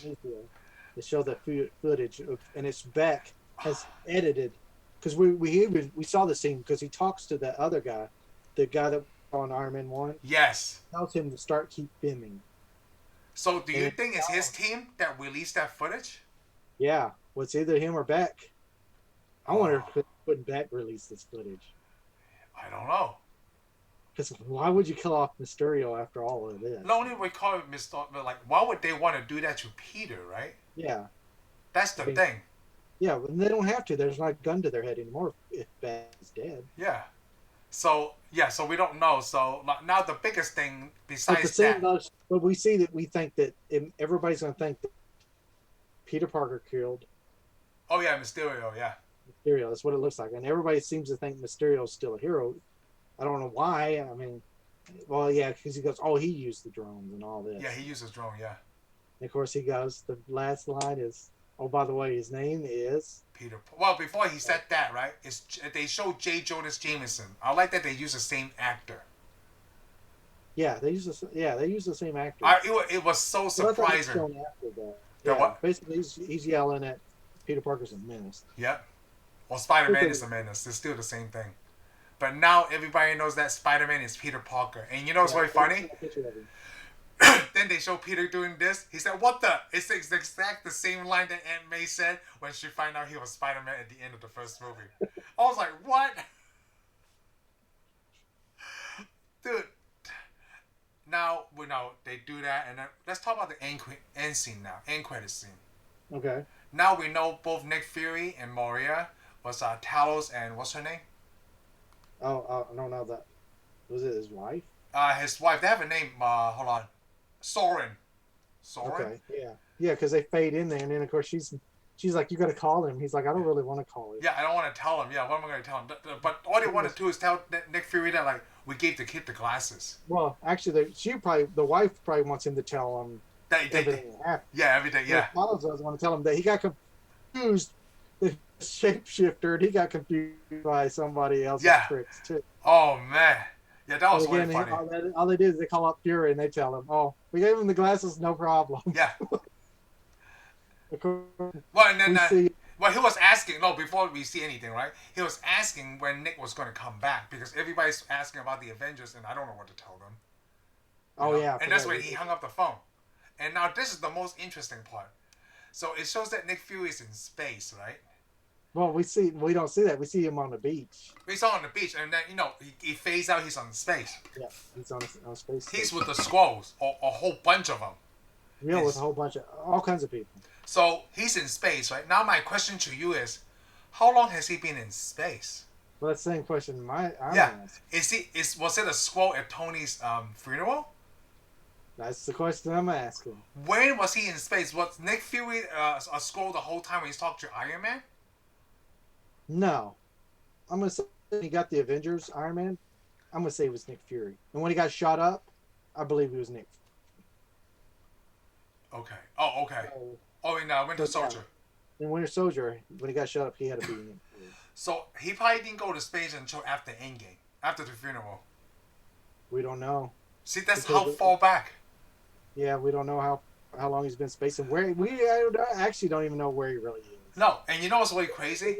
I think he's in orbit. Now we have the Skrulls, right? Peter can get away from I'm not Spider-Man. You just have Skrull be vice versa. It's either Skrull be Spider-Man or Peter Parker, right? And you have them standing next to each other. That's easy to be done now. We'll see. Dude, what? Secret Invasion. I'm going to go ahead and tell you. The title was Secret Invasion. Oh, Secret Invasion. Oh, yeah, that's not Secret Wars. Okay. Secret Invasion. So, that makes more sense with the Skrulls and so who are they fighting? Who's doing the invading? Because we always thought the Skrulls were bad. Yeah. Oh. The Kree. So, just from this movie, right, it builds up so much for No Way Home. Oh, it builds up a lot for No Way Home. So much. But now, that's the thing. I hope they resolve a lot of stuff, because from what we hear that it's going to be a No Way Home, it doesn't sound like it's going to be any of this story at all. Yeah, it doesn't, right? Because they already want to do multiverse. I'm like, I hope we don't get sick of multiverse before the I don't know. So, no, from this point on, since we watched this, right, we know everything runs in line. So I want to talk to you about, everybody's saying, we're using Loki. So, do you think when Spider-Man, at the end of the post-credit scene, right, the universe or the multiverse has already been altered? The timeline's been altered here. Not here? Their timeline's not altered at all. Everything they do in these movies is not going to hurt anything. They set the timeline. Yeah, they're right there at this end of the movie. We can go ahead and say, when we watch Loki, they go, "Oh, we're at the end of time." Peter's at the end of time. Oh. You got to think, because at the end of the Loki, we're not even in the same timeline for one. No. Otherwise, the character at the end, I'm not going to say his name, wouldn't know what's going on. No. If you don't know what's going on, then you're at the end of the timeline. No, well, because to them everything seems normal. Like that's all we've seen. We don't know. That's what I'm trying to point out. That's the thing. Yeah, they're setting history. Yes. You got to remember, if you go on another timeline, and then everybody's got to do the same thing because history's already been set. Right. Until you move something or kick somebody out of a chair or something. Okay. Hey, you know what? This is our last MCU movie for a while. We already did Black Widow. Yeah. And we don't have another one. So, you know It's what? okay. We got like a tons of movies. I know. So, well, I want to tell anybody who's listening, right? We do have a bunch of movies that plan all the way till like next year or even like New Year's Day. Yeah. So, we're not going to tell you what we're going to do next week, right? So, we leave it as a surprise. But, you know, we might go to DC. You don't know. We don't know. We talk about Don't Care. But we'll see what happens, you know? Yeah, so we can already say we're gonna talk about Don't Care, but we might go to DC. Okay, so I'm gonna end this. We're not gonna go to Image because there's only one Image movie out there. Spawn, yeah. So I'm just gonna end this right here. The what? Maybe one day we will. Yeah, maybe one day we will. But right now I'm gonna end this right here, and I'll talk to you guys next week. Thank you for watching this segment of our reviews. I hope you had a great time listening to us. Be sure to subscribe and give us a thumbs up, and we'll see you on the next one. Laters.